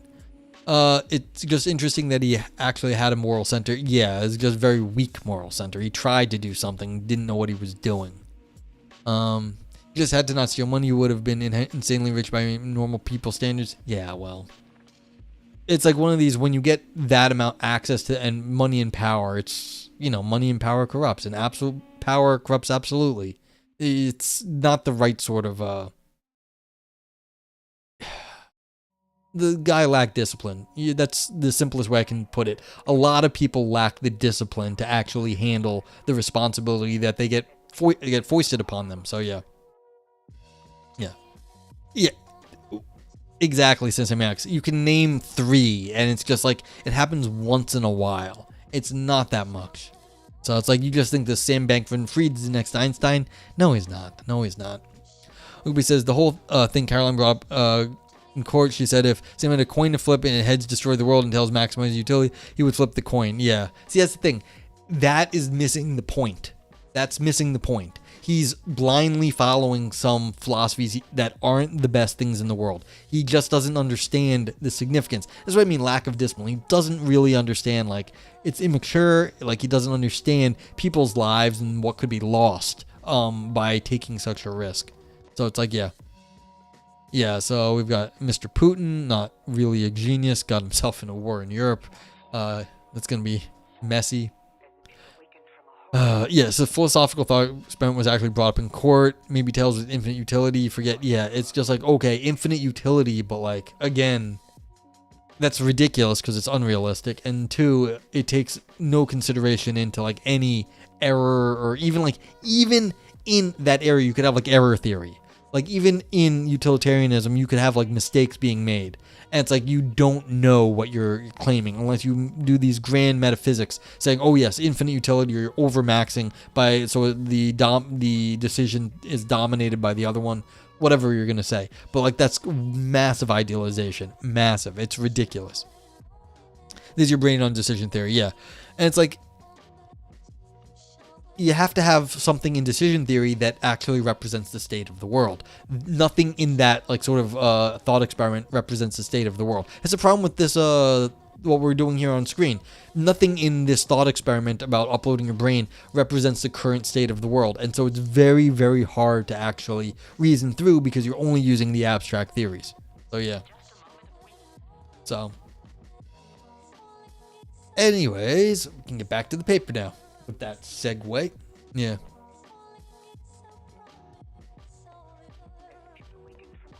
Sensei Mike says there are people who take money from public trust and gamble with it, then return the stolen money. If they win, they reason that there's no harm done. The harm was invisible because it was risk. Yeah. Yeah, so people, again, if you like, you steal the money, you're going to make a lot and then you replace it. But again, the people who put the money in there, they had a certain understanding of risk, and when the risk goes up, like, yeah, maybe you got lucky, but it's like, how many times can this happen before, like, something goes wrong? It's just, again, yeah, risk itself is injurious, yes, exactly, Sensor Max. That's the thing, you're adding to someone's risk in their life, and that's not good, because people, like, you think you're gonna do okay, but the world is complicated, yeah. So the world's complicated, and you can, like the old, going back to Star Trek, you can do everything right and still lose. The world is more complicated than we understand, and so it's like, oh yeah, just like this risk. It's like, no, this is someone's life. You lose all their money, and now instead of, okay, so I know a guy. He had a pension through his union. The union did something like they gave it to some money manager. The money manager squandered it. The whole pension's retirement fund. So instead of being able to retire on like a small pension, because it wasn't like this great thing, he now has to work for like indefinite and more time. Guy had worked his whole damn life. He was a trumpet player, is a trumpet player, like a really good one. And all of a sudden he went from being able to retire in a few years to not being able to retire at all because some scummy money manager gambled with their funds. It's like, you just ruined the rest of that guy's life, maybe. And because you got unlucky. And you're like, ugh. Yeah, it's an insane story, and it's like personal. I know that guy. And it's like all he can do is he can tell you. And it's like there's not like it's like, oh, I can give you $20. It's the guy's the rest of his life. Like that he was gonna, have money to take out. So it's like, yeah, so eventually she gets pregnant. Exactly, Cincinnati is you can what's it called? The devil got to get paid. The devil's gonna get paid one of these days. Like you can't just keep going to the well. The devil's gonna come for the.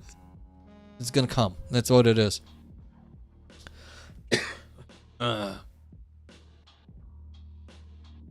Literally right now we are all doing something immoral by our inaction. Well, that's one of the problems with utilitarianism. It's too ridiculously overbearing because you could always be doing more, and so that's also not conducive to how you like normal human life. So in some sense there's a disconnect between utilitarianism and how normal people live. Maybe we should all conform to this utilitarian ideal, but that's just it's unhuman. It's inhuman. Literally inhuman that we'd act that way.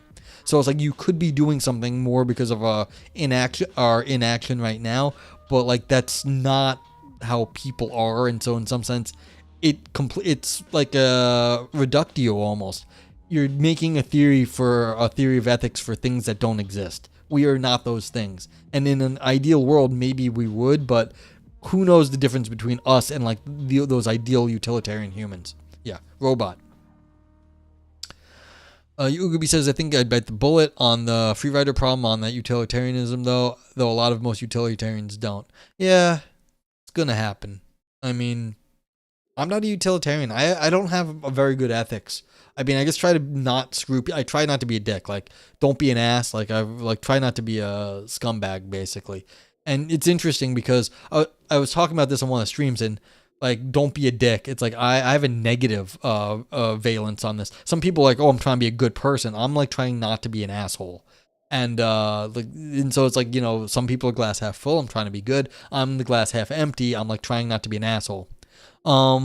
Is it deontology? No, this is just general strategy stuff. Like, if I'm gonna be a dick, like, don't do that. It's like they're guidelines. I'm gonna be a dick sometimes. You're a consequential egalitarian, Ugubi, but I have very realistic low levels of moral obligation to broad issues. Yeah, so it's like I'm just trying to not screw people over and be okay. Yeah. Udemy says, I think all is permitted and there will be consequences. Yeah, I mean, what kind of consequences? Like religious? Like you die and you go to hell or something? Yeah. I go for the minimum amount of flair. Yeah, I'm really minimalistic. Like, that's true. Most of my theory is extremely minimalistic, and yeah, it's like I don't like big theories. Most of the time, it's like they just become overbearing. So it's like, don't be a dick is like the least I can do. But like that means I can actually do it, or at least attempt to it. If I have to like conform to some like grand metaphysics, that is unrealistic. Again, inhuman and unrealistic. Ugubi says, yeah, interpersonal things you directly affect you are important, although your feelings on political and world issues correlate or cause between behaviors and beliefs. Yeah, but again, what access do I have to like these big things? I can really only deal with interpersonal stuff because that's what I know. Like, I never did. And this is one of my deficiencies. I should spend more time learning politics or social philosophy so I could have better insight into other stuff. But frankly, I have other concerns. Like, I'm literally working on metaphysics. Like, I'm doing something with the Kagito. Like, I think, therefore I am. Like, logic and metaphysics. Like, that's what interests me. I like doing it. So it's like, yeah.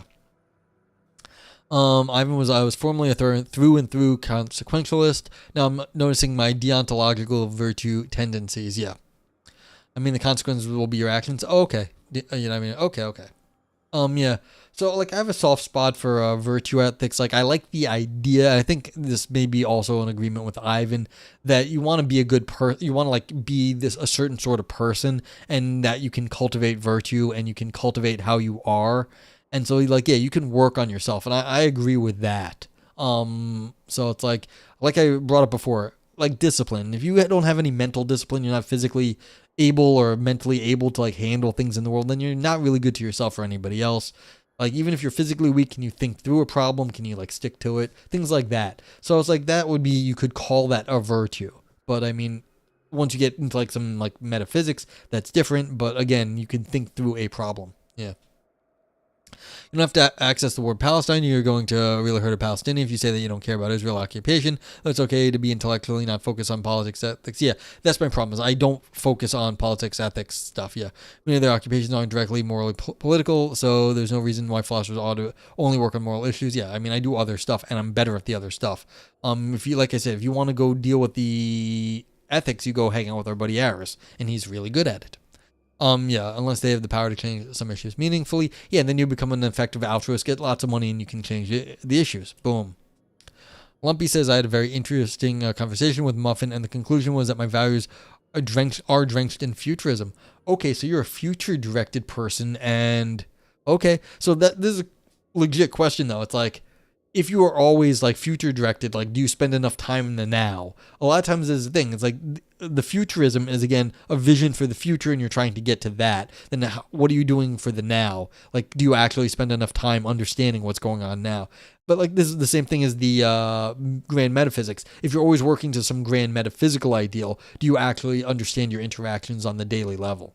And see, is where I like to stick on the daily level, so I at least have a better grasp on things. Ubi says, but yeah, my point is that the interpersonal sphere and the global moral sphere aren't separated, they're intertwined. Yeah, absolutely. It's just, again, what I'm better at and what I know more about are certain things. And so it's like I have trouble, like, well, no, I don't have trouble. It's just I'm just like any other Joe Schmo.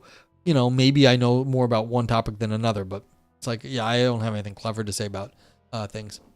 Eudaimonia was philosophy without ethics. If we aren't talking about what is bad act, how does it matter? There are other things like artificial intelligence, and like we're discussing here, like this is ethically related, but if you want to talk about what is artificial intelligence, then you need other parts of philosophy, like philosophy of mind. And so it's like, okay, people make these things and they're going to be cool and they're going to affect everything else, but you also have to understand what they are outside of just how we deal with them ethically. So it's like, there's a lot of things to know that aren't. What is philosophy without ethics? Pretty weak, but there's other things in it that do matter because it's going to matter to ethics eventually too. Yeah. Systemic says is referred to as meta-ethics, the division of moral labor. The ethics are tackling hard problems that the rest of us don't have a grope in the dark. Yeah. So philosophy of science, exactly. Like if you want to do philosophy of science, how do you actually make science go better? Like do you understand what's going on in science? Like that is a problem of philosophy of science. Wouldn't we like to have our science go better, more efficiently? And you can't ask the physicists to make science go better. They're working on physics. That's fine.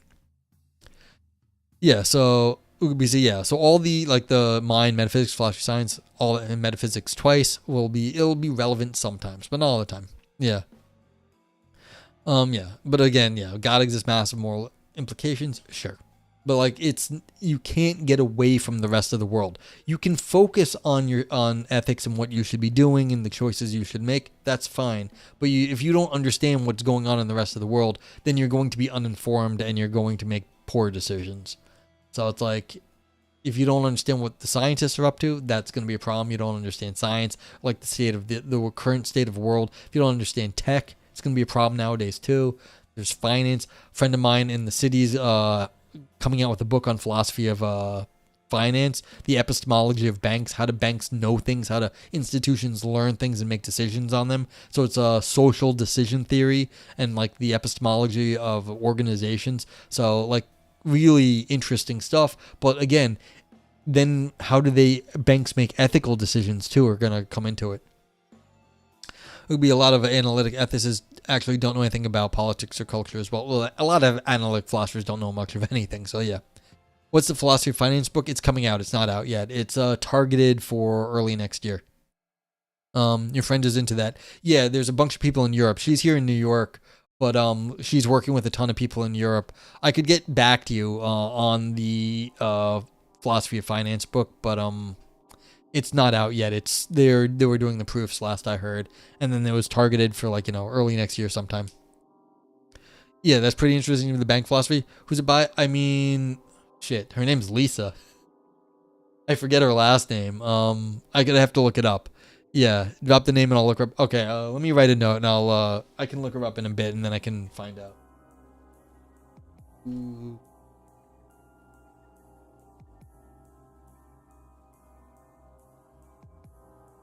Okay, yeah.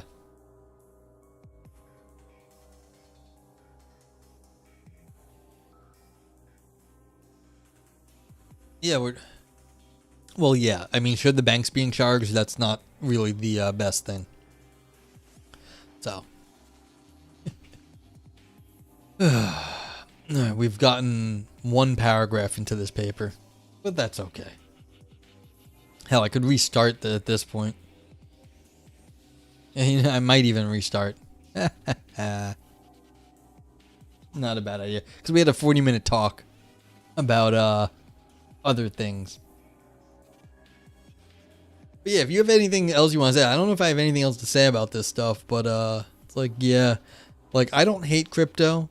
I hate Sam Bankman-Fried, but for the same reason, I hate like Bernie Madoff. And yeah, banks suck. It's like, okay, these are just more banks. Yeah, you do hate crypto. I know a lot of people do. I don't hate it. It's like, it's okay. It's just one more financy thing. Crypto still needs a use case, not being a bank. That's its use case, because the banks suck. And so scaring the bank, anything that scares the banks is okay with me. Yeah. It's the biggest scam of your life? Yeah, but there's a lot of other big scams out there, Lumpy. Like, I'm like, compared to what?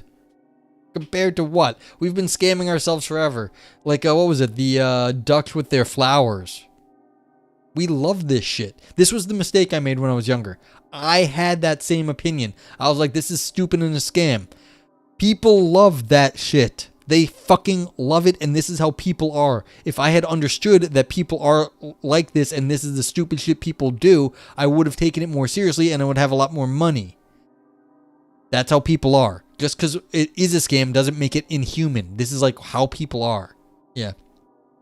BTC specifically is getting attention. Yeah, Bitcoin is getting some institutional access now. They're getting integrated into like some financial institutions, so the money's gone up. Yeah, if I invested in tulips recently, haha, yes. Yeah, like tulips still are worth money.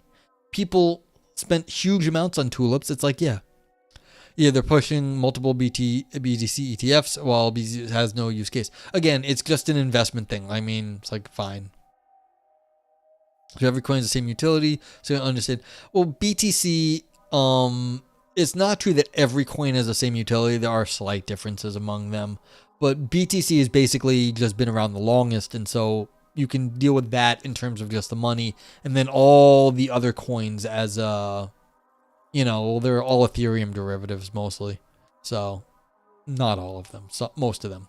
So it's like but again, it's the network effect. We've talked about this on stream. It's like once you get a name and you marketing, you get like people knowing about you, it's worth something. And so that's what it is. You've got the BTC has a special attention because it's been around the longest. It has the best name recognition. That's all.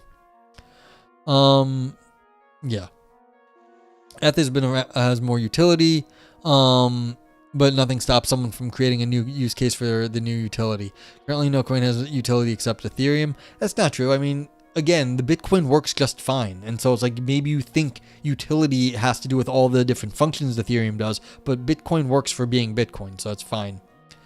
You're speaking of finance, you're going to try to do the fire thing. What's fire thingy? Yeah. So you're just going to be fur. You're just going to be hairy, you're just going to be fur. Okay, fursuit. Fursuit, not fursuit. Or maybe both. BTC is bad at all the utility it tries to be. Well, it does some of the things it wants to be. Like I said, it's done a lot of what it wanted to do. It may not do it well, but it did a lot of what it wanted to do. So again, it's like how rigid are we going to be with all the things it says versus all the things it actually does? You can't hold all the banks to what they say they're going to do because they're lying to you as well. But yeah. Financially independent, retired early. Yeah, I mean, I hate work. I don't work enough. I could get a better job. But like, I'm rather be, you know, sit here, do this shit. But yeah. Living far below one's means to accelerate early retirement. Yeah, I mean, that'd be nice. I'm trying to do it other ways. I've got like multiple things I always try to do. But everything I do is a long shot. So I'm hoping something's going to work out. BTC isn't a currency because it wants to gain value, so why would you spend it? Well, that is a temporary thing. The idea is if it keeps going up, then you can spend some of it. But yeah. Well, Well, isn't it currency because the cost of each transaction is very prohibitive? Again, there are ways around that if you want there to be. Like, they can fix that if they really want to. And then maybe it's for transferring large amounts of money. Like, yeah.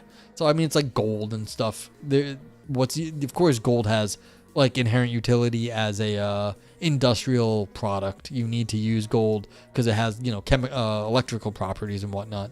But, again, my favorite thing about Bitcoin is that it pisses off the banks. So it has a lot of utility to me because the banks deserve to have a kick in the pants. So it's like, I'm perfectly happy with it. I like the idea of, people being able to be their own bankers if they want to be. So it's like, yeah, each coin can do that. Yes, but Bitcoin is the one that does it best because it has the name recognition. So just because there's a lot of them, that doesn't mean anything to me. Like, there's a lot of, like, regular fiat currencies too. Like, you can have, like, there's dollar, pound, and there's Mexican peso. Then you go to every country in the world. It's like, all the currencies, you could use any of them. Why do we use US dollar? Well, there's historical reasons for that. Why do we use euro? There's historical reasons for that. Yeah, they were there first. Exactly. The Bitcoin was there first as far as crypto goes. That's all. Like, I don't see this as like, just because there was a lot of them. Well, there's a lot of different currencies. The big players on the block have reasons for that. The reason Bitcoin is the big player in the back block is just because it was there first. That's all it is. You had Bitcoin when it was $8 a coin in 2000. Well, do you still have any of that semiotics? You spent it on pizza. Ha ha ha. It wasn't in 2000. That was like 2011 anyway. But yeah. Like, things like the Federal Reserve are really great technologies. Okay. I mean, I don't know enough about what the Fed does, but like, it's supposed to stabilize the economy. And I hope they do that, It was first isn't a reason to make that into crypto ETFs. Again, people will sell anything. I'm not saying it's a great idea, but people will sell it. It's fine. Lumpy says we collectively decide that the debt accounting units we all abide to has to be centralized in the highest authority of a given country. Now I'm supposed to believe in another system of credit money that is not bound by a contract that doesn't bind all the citizenry. No, really, Bitcoin was around in 2000. Yeah, but it wasn't $8 in 2000. No, it wasn't. It was not. Was it around in 2000? I don't remember. But what was it? It was I think you might be right. But when was it no, yeah, you're right. It was around 2000. When was it pizza? I thought that was a little bit later. Maybe I got my times wrong. But whatever. Sorry about that. Apologize. Yeah.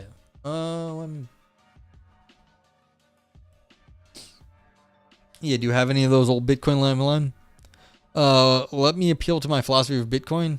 Bitcoin is negative utility. See, Bitcoin pizza sale. When was this? On May 22nd, 2010. Not 2000. 2010, my friend. 2010. So, yeah. Yeah, I know it was a joke, but like I do want to get the timeline somewhat right. I mean, if you just declare negative utility, then why? Okay, negative. And maybe I'm mistaken, but you bought the currency of Bitcoin. Oh, that's cool. I mean, if you got it at $8, like you bought pizza with the Bitcoin, is the point? Yeah. Yeah, there's a Bitcoin philosophy book coming. Cool. It uses a lot of money. So do a lot of things use a lot of money. And I'm not saying that's good. I'm saying it's bad. But a lot of things use a lot of money too. What are you comparing it to? So you don't like it. Well, I like it. And I think it has a cause. I think it pisses off the banks. So you got it in Baltimore. Cool. Brad Rettler, Craig Warmke, and I forgot the third author. That'd be interesting. I'd like to, I think I heard, did I hear about this? I wouldn't mind taking a look at it. Yeah. Thank you for being here, Lumpy. Appreciate the stuff.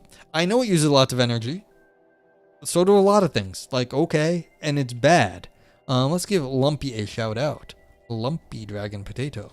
If you don't know Lumpy, he's a Minecraft streamer. He sits around chats. He makes these, fantasy worlds in Minecraft, and they're very cool. Fanreal is his town or little area, and it's neat. And like he spends a lot of time on the architecture, thinking about it. It looks really neat. So it's like you go hang out with a Lumpy, and it's nice. Yeah, so like I'd like to see what people like proper philosophers have to say about it. I know about the bad things in Bitcoin. It's like, oh yes, it uses a lot of power. How much does banking cost in power terms? Like regular banking. All the buildings, all the stuff that gets used. Tell me that. I'd like someone to tell me what are we comparing the Bitcoin cost to versus the banking cost. How much does it cost electricity to run the Bank of America tower in New York City? They have a tower. It's called the Bank of America Tower. I've been there. And the cost is global warming. Compared to what? Everything causes global warming. Like, we're making lots of electricity problems. That is the problem, I know. But is Bitcoin alone causing global warming? Maybe. Compared to what? Like, are we not doing anything else with all of our factories? Like, how many car factories are there that are outputting stuff? Tell me the null case on this. It could cost less with other coins. Yeah, they're going to fix it. They will. They will fix that eventually when it gets bad. I mean, yes. So you could do things differently. So, BTC coin, the coin is just proof of concept. Well, it's been working somewhat well. I'm not saying it's working great. I'm saying it works for whatever it is at the moment. And I don't know who's in charge of, like, who's actually doing updates and stuff. I know they do updates every so often, but yeah. I'm not saying any of this stuff like you're wrong about the bad things. I'm just saying I don't see those as like killers. That I'm gonna be like, fuck you Bitcoin because you use a lot of electricity. That was an oversight for the people who created it when they began. They didn't realize that it would grow to this size and then it would become a worldwide problem. Sure, but they can fix that crap. Crypto uses the energy of a small country, which I think is disproportionate to its value. Fine, it may be disproportionate to its value. Lots of things are bad. It's like, yeah, I know. I agree that it's bad. It's like, should we get rid of Bitcoin because it's using a disproportionate amount of electricity and we decide no one's going to do this anymore? I don't know. Yeah.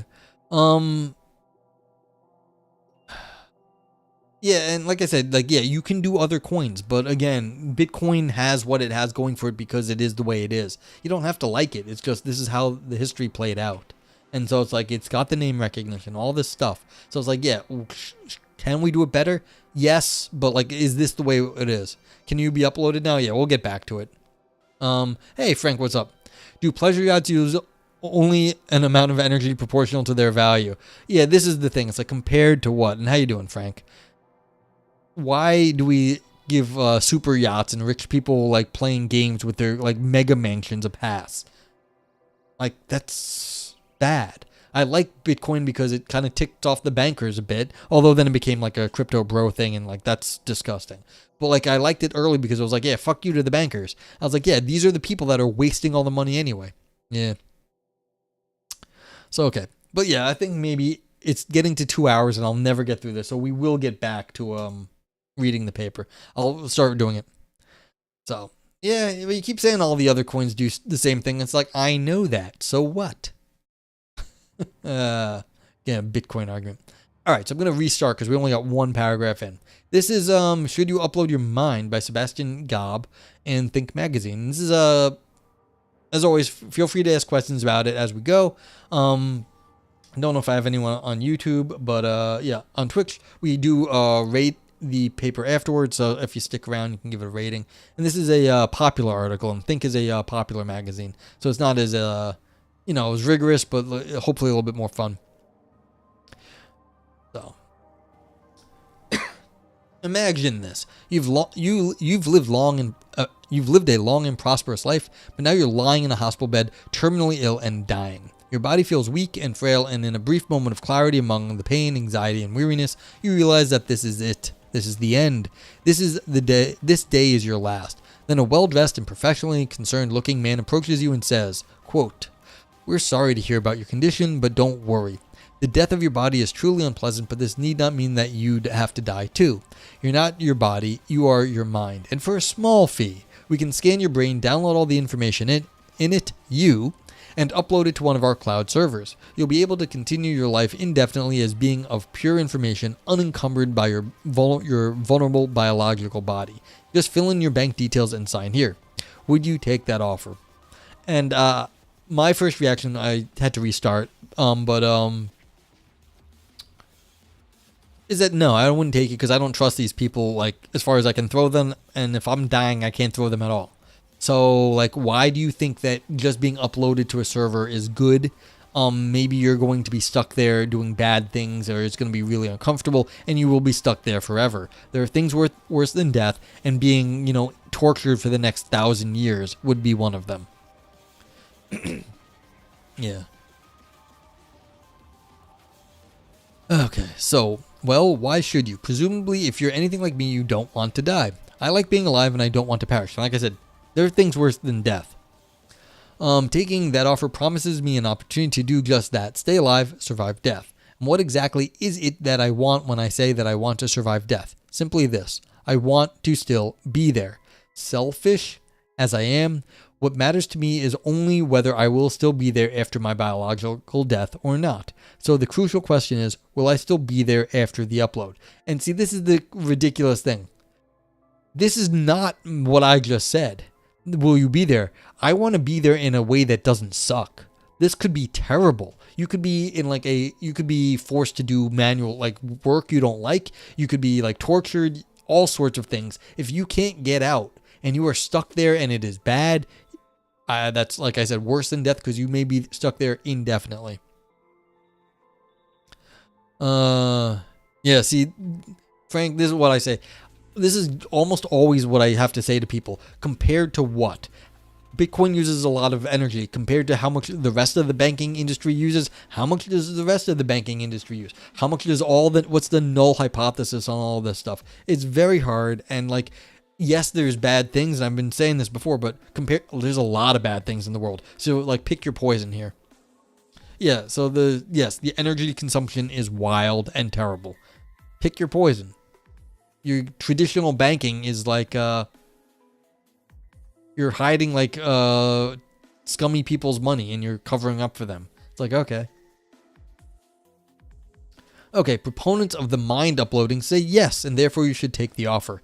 As you may know, mind uploading is a procedure in which the complete information stored in the brain is extracted and then transferred into a computer. At the moment, this procedure is purely hypothetical.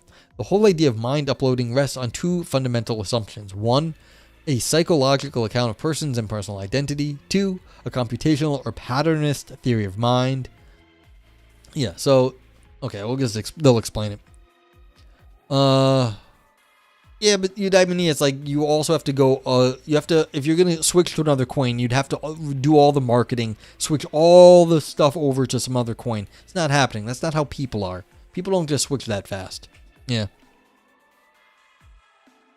Yeah, I mean, that's fine. You can argue your arm about it, but it's you're not going to get anywhere. It's just, there's no good answer to any of this. So if you want to keep arguing, but you're going in circles at this point. Okay. So according to one, a person is being capable of complex mental states like belief, desires, or imaginations. Also, persons are capable of linguistic communication, rational thought and action, and self-awareness. As you can see, these are all mental states and capabilities. The physical shape in which they are instantiated doesn't matter. Yeah, so what? Cryptocurrency secret money. What do you mean secret money? It's not secret. It's pretty easy to track it, actually, especially Bitcoin. So it's not so easy. If you try to spend it, they know who you are. Not secret money. Any being which shows them will count as a person, and so having a biological body is optional for being a person. So who am I? I am the person who has these particular thoughts, memories, and character traits. A continuous flow of consciousness connects my past, present, and future states of mind, and thereby constitutes my identity. I am my mind. They can do it as a bank, but I'm just saying they can track you both ways. If you have Bitcoin and you try to take it out, they can basically find who you are. Banks have terrible histories about stuff. So it's if you go look into the history of banks, they've done terrible things. So it's I'm not saying secrets. Go look up the history of these banks and all the things they get fined for. I'm not saying they're a cabal of secrets. I'm saying they're scumbags. According to 2, mental states are essentially computational states. The brain is a computer and the mind is the software it's running. In an ordinary computer, sounds, pictures, or text are coded in a certain series of physical events, the pattern of blocking or allowing the flow of electric current through the transistors. In the same way, my mental states are coded in the pattern of information processing in my brain cells. So I said use crypto for secrecy from banks. Banks are secret also. No, I didn't say that. I said I don't trust the banks. I don't like the banks. And so getting away from the banks is one of the things I like about crypto, because you don't have to use them anymore. The idea that you can do banking outside of outside of like these big evil banks, then yeah, I like that. I didn't say anything about the secrecy options. Nothing at all. I mean, I don't think so. And if I did, I'm sorry. I didn't mean to say that. But yeah, that wasn't what I was saying was a positive for crypto, that you are secret and away from the banks. I was saying that I don't like the banks. Banks are scummy, and I don't want to give them any more of my money. I don't have a choice, though, about that in our society. Okay. So yeah, so your mind is just mental patterns, and that could be in a computer. And since I am my mind, I am this pattern.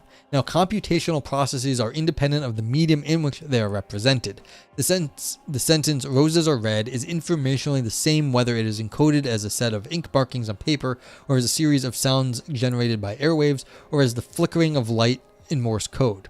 Information is completely preserved when being transferred from one medium to another. So if the pattern of information processing is transferred from the brain to a computer, all mental states are preserved, and the resulting continuity of these states guarantees that the persons before and after the upload are identical. Now, I don't think we have any idea what the actual brain patterns are. Like, we have certain scans, but we don't have fine-grained scans of this.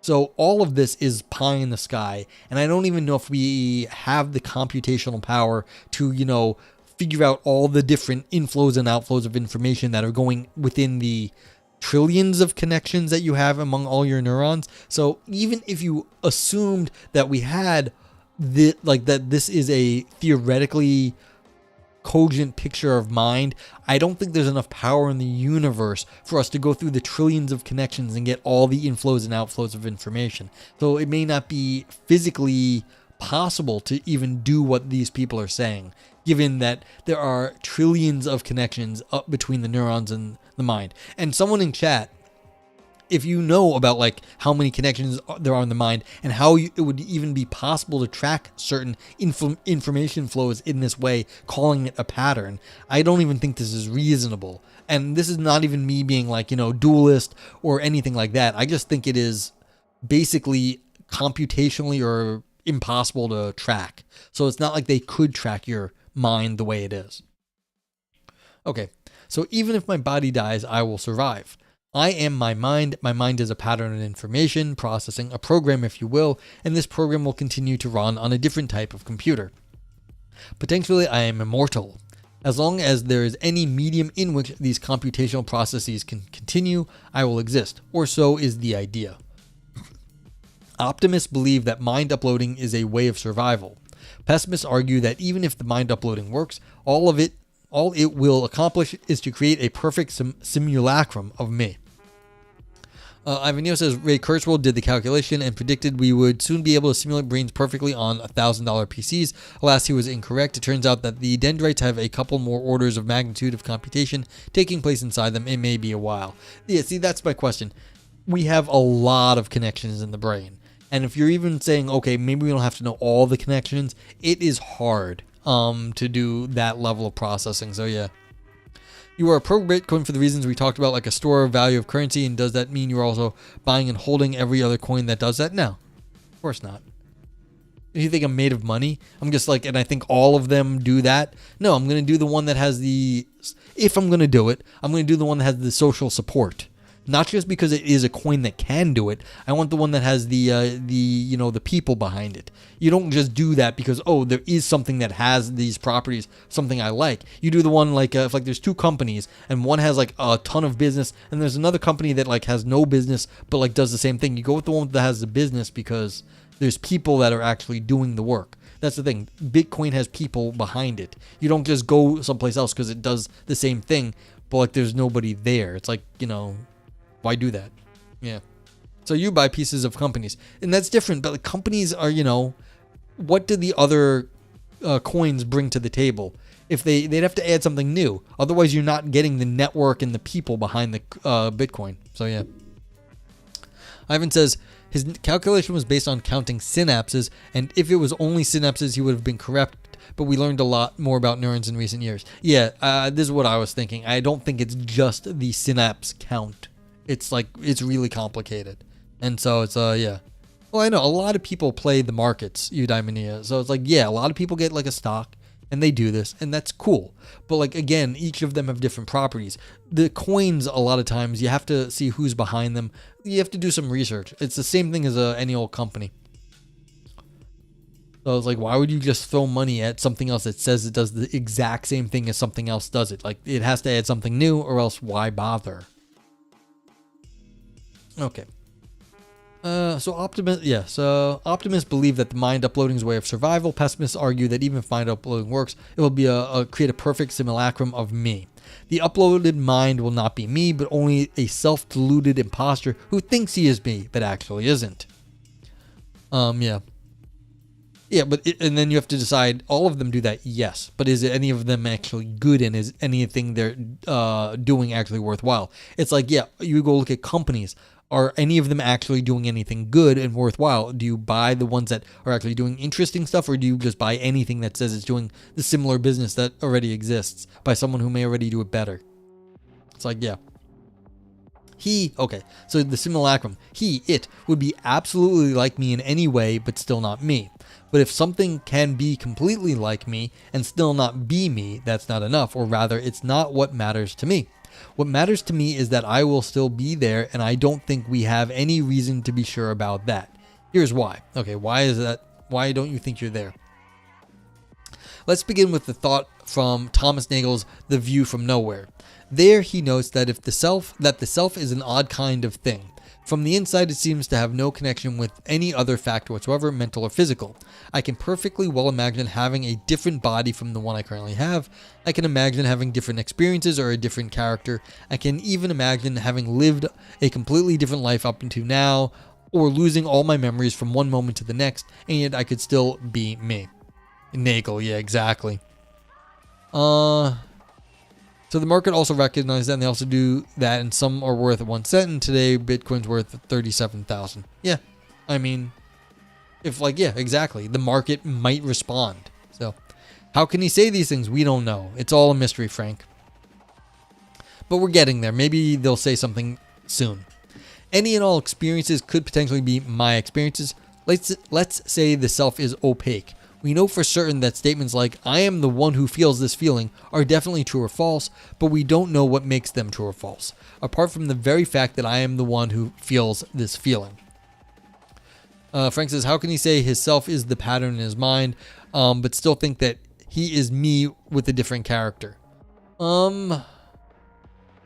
Yeah, that's hard. Like, they said it's the pattern, but like, again, if it was just the pattern, then that would be a result of the history. And if it's a different history, you have a different pattern. And so you are right, it wouldn't be the same. But this is all a grand thought experiment here, because I think right here, the guy said, I don't think we have any reason to be sure about actually being a pattern. So I think this is the start of a counter argument. So yeah. So I think this is the start of a counter argument. So he's starting to build in ideas where it isn't the same person. So we're clear that 1 cent does everything Bitcoin does, and Bitcoin's still worth 37,000 because it was first. Yeah, I didn't say people were doing things just on like coin utility. Being first matters. Like, it just does. So that may not be a great reason, but that is a reason that is legit in like the human world. Being first matters, and that causes all sorts of network effects and other things that you can look up. So it's like founders effect, networks effects, all sorts of things. And so it's like, yeah, you may not like it, but that is a fact, eudaimonia. Don't have to like it. I'm not saying it's good. I'm just saying that is the way people are. Like, being first matters. Okay. All right. So this person is still claiming, but all I know that I am myself, but I don't know what it is that I am and why I am myself and not someone else. So you're still, I'm me. Cincinnati says, "Can I comment on why you think what you think of the writing? Is the strategy good so far in the paper?" I don't know yet, to tell you the truth. I don't know where they're going, because this part right here, like that we just read, the writing is okay-ish. It's like, it's just being kind of light about stuff. They set up the first thing where they're saying, "Oh, is the brain just a pattern?" And I think they're shifting to, "Oh no, that's wrong." I don't know where they're going with this. I think they're going to say yes in the end, but again, I already disagreed with them from the get-go for different reasons, because I said, even in the best case scenario, I don't think they know what they're talking about, because things could go wrong and you could be like trapped in the system and lose your mind and just be bad. So I don't think the writing in this paper is it's okay, but I'm just not sure about like what they're saying yet. Okay. All I know is that of all the experiences happening all over the world and all kinds of brains right now, a few of them have a certain quality of mindness for whatever reason. In a way, our use of the pronoun I is similar to the use of general terms like gold, according to a direct theory of reference. We can talk about gold as soon as we have been in contact with gold. It's not necessary to know what gold actually is to use a term. Likewise, we can successfully use I to say things like "I am hungry," and thereby refer to some kind of fact which makes a certain experience of hunger my experience, although we have no idea what this fact is. Yeah. Ad hominem? What? What was ad hominem? Oh, maybe eudaimonia, but whatever. Yeah, it's tulip market. But I mean, this is what I was saying before. Even though people overvalue stuff, this is how people are. Like, this has happened forever. So, you can be angry at people, but then you're not angry at Bitcoin. But then again, the question of whether some experience is mine or not seems to have a definite answer. If an uploaded mind continues to have experiences, these experiences will objectively either be mine or not. Sure, it might not be possible to find a set of external criteria to prove this, but subjectively I know very well that what continuity of the uploaded mind would mean. If I press a button on the scanner and begin the upload, I will either continue to have experiences or not. Either my stream of consciousness will keep on flowing in the next moment or it won't. Magic the Gathering? Yeah, money. Would you consider the conversation in chat here to be following the philosophical frame? I just hear aggressive repetition. No, I don't think we're getting anywhere. But like I don't mind people asking about like stuff that is not like completely on the paper. Like we can have a discussion on that. But I mean, I don't think we're really getting anywhere because we've said most people. I think most people have said their arguments. But it's like you can keep asking the same question over and over.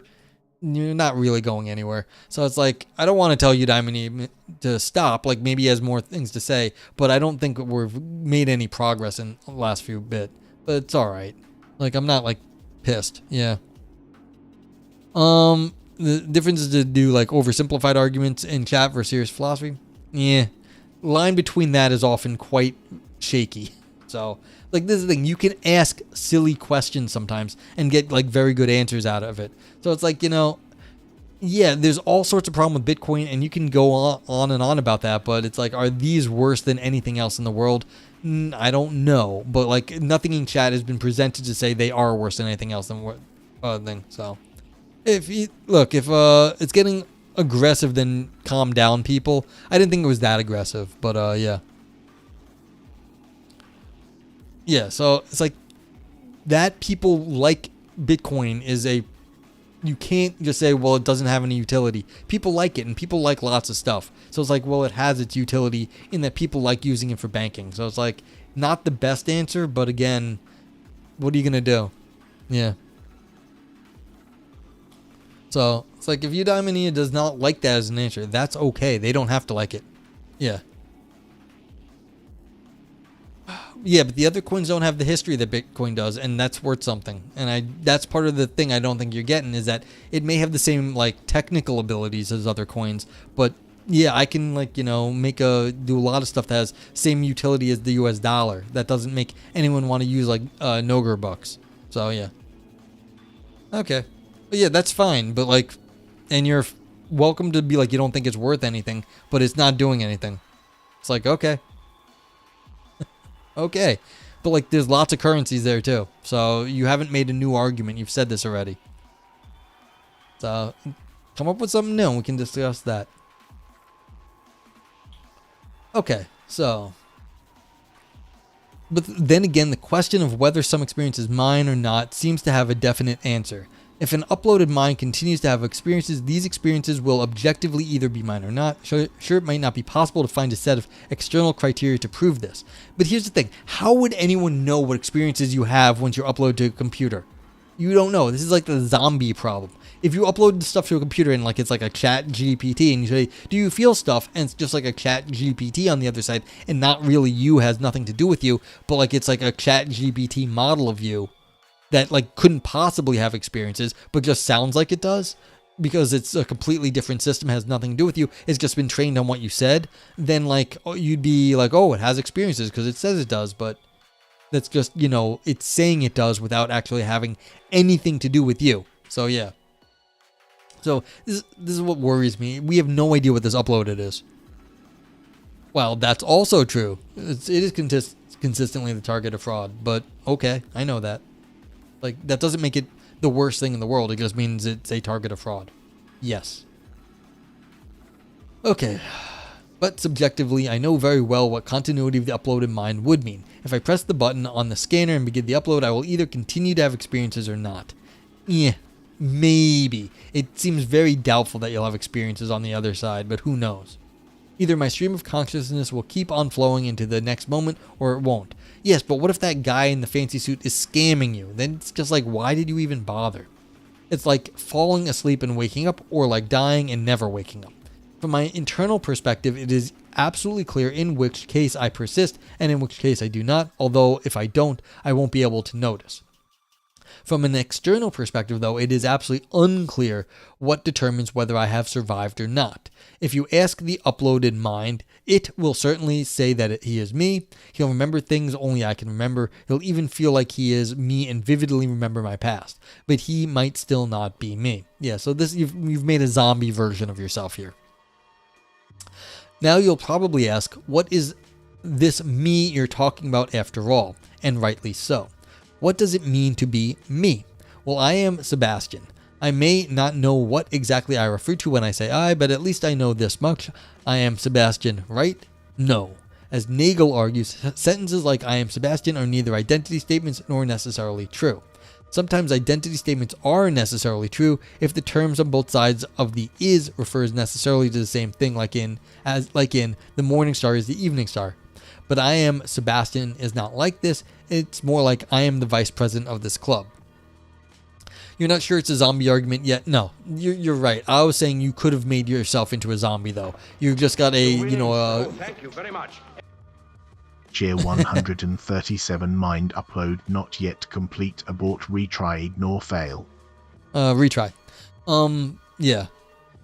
So it's not there yet. That's a fair thing, but it's like I'm saying basically if you get yourself into a chat GPT thing where you upload all your memory and it's just chat GPT like reading your history and then like spitting it out, but like chat GPT we are pretty sure has no feelings, then it's like, well, you've turned into a zombie. You basically have all your history there, but there's no feeling because it's a completely different system. It's not your patterns. It's a different brain pattern. It's a chat GPT pattern that has been trained on the information that you provided it, but it's not your brain patterns, and so it's not getting your experiences because it's not the same sort of pattern that your brain was doing.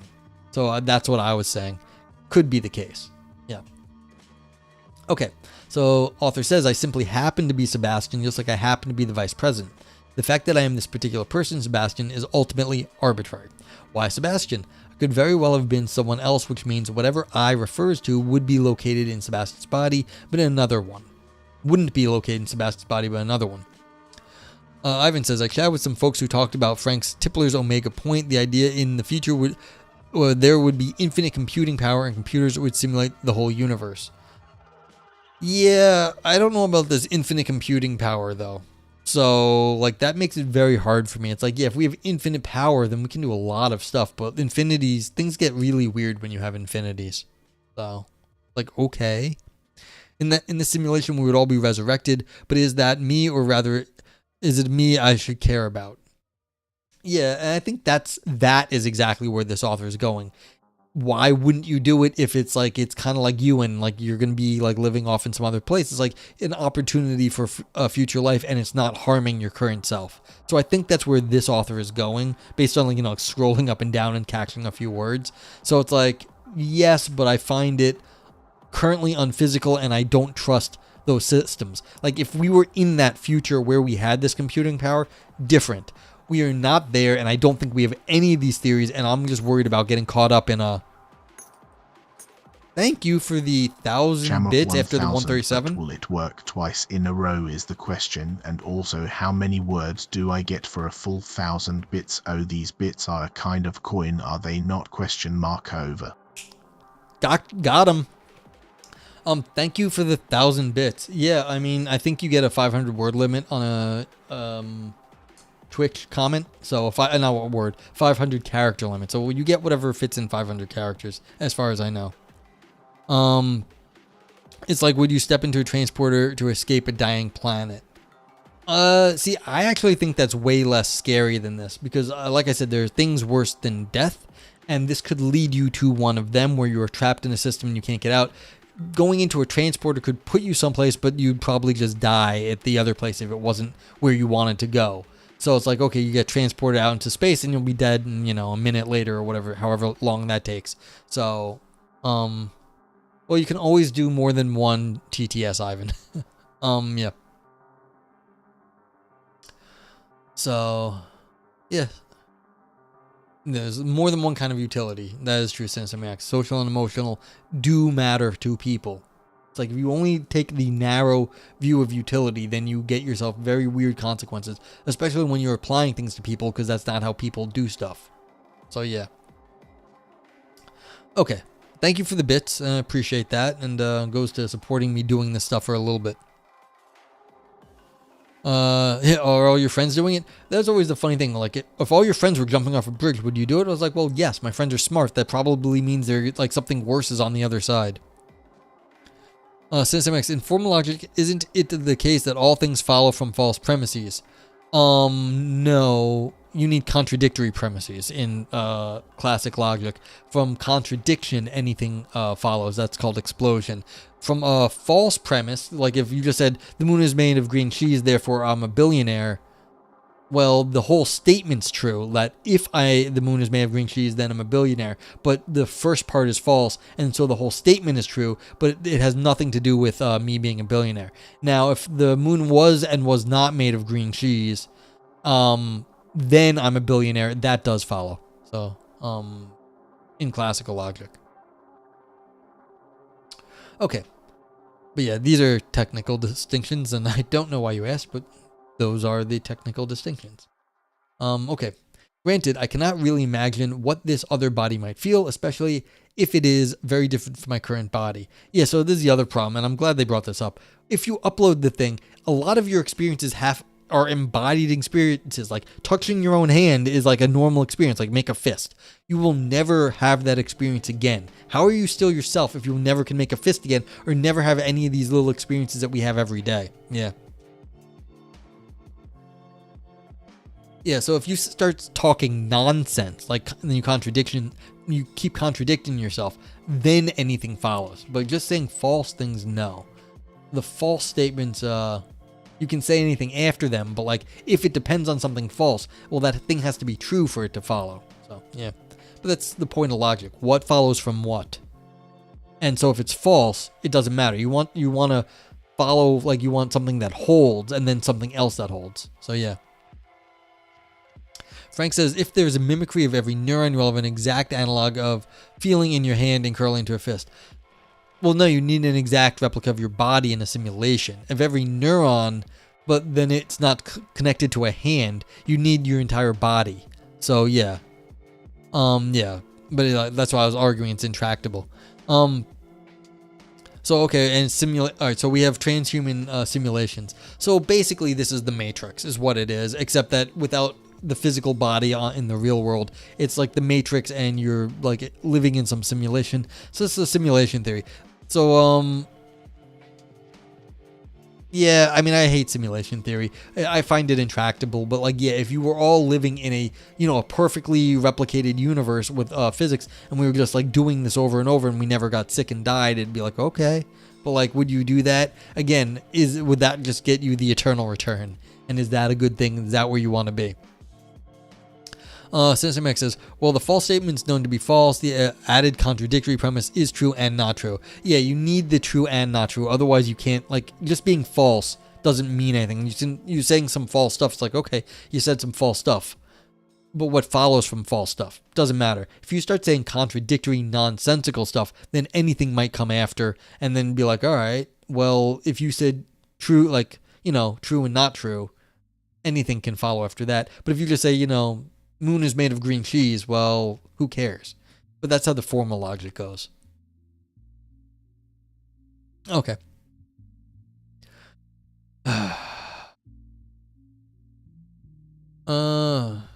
Well,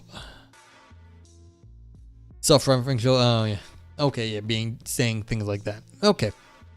Okay, but the fact is conceivable. If you have doubts, just get on Netflix and watch first season of Altered Carbon. Yeah, so it's conceivable that you might have like a body in the thing. Yeah. It's exactly. Oh, you're still talking Tulip Games. Okay. It's merely a coincidence that this I is attached to this particular body. Nothing about Sebastian's body necessitates that he is me. Moreover, it seems as if I could have had different experiences, feelings, or memories as well. In short, I could have had a different mind. I am experiencing Sebastian's mental state, but merely by accident. Well, yeah, like if you think that other people have your rationalities, then there are other rationalities. So it's like, yeah, you are the rationality you are by chance, I guess, like accident that you are that way. You could have been otherwise. Well, like rationality could have been otherwise, but would you be you at that point? Yeah. The at followed by your own username. Oh, you usernamed your at username. Okay. If I had been a Polynesian fisherman in the 18th century instead of a philosopher in the 21st century Europe, my mental life would have been completely different. So then, I am not Sebastian's mind either. I just happen to feel his feelings and think his thoughts, to view the world through his eyes and mine like a window. But again, this is just a coincidence. If I were not Sebastian but someone else, I would be experiencing their thoughts and seeing the world through their eyes. I would still be me. But if me is not Sebastian, then what is it? Yeah, see, now they're calling whatever rational faculty they have, like, as if you could separate your rationality from the rest of your life.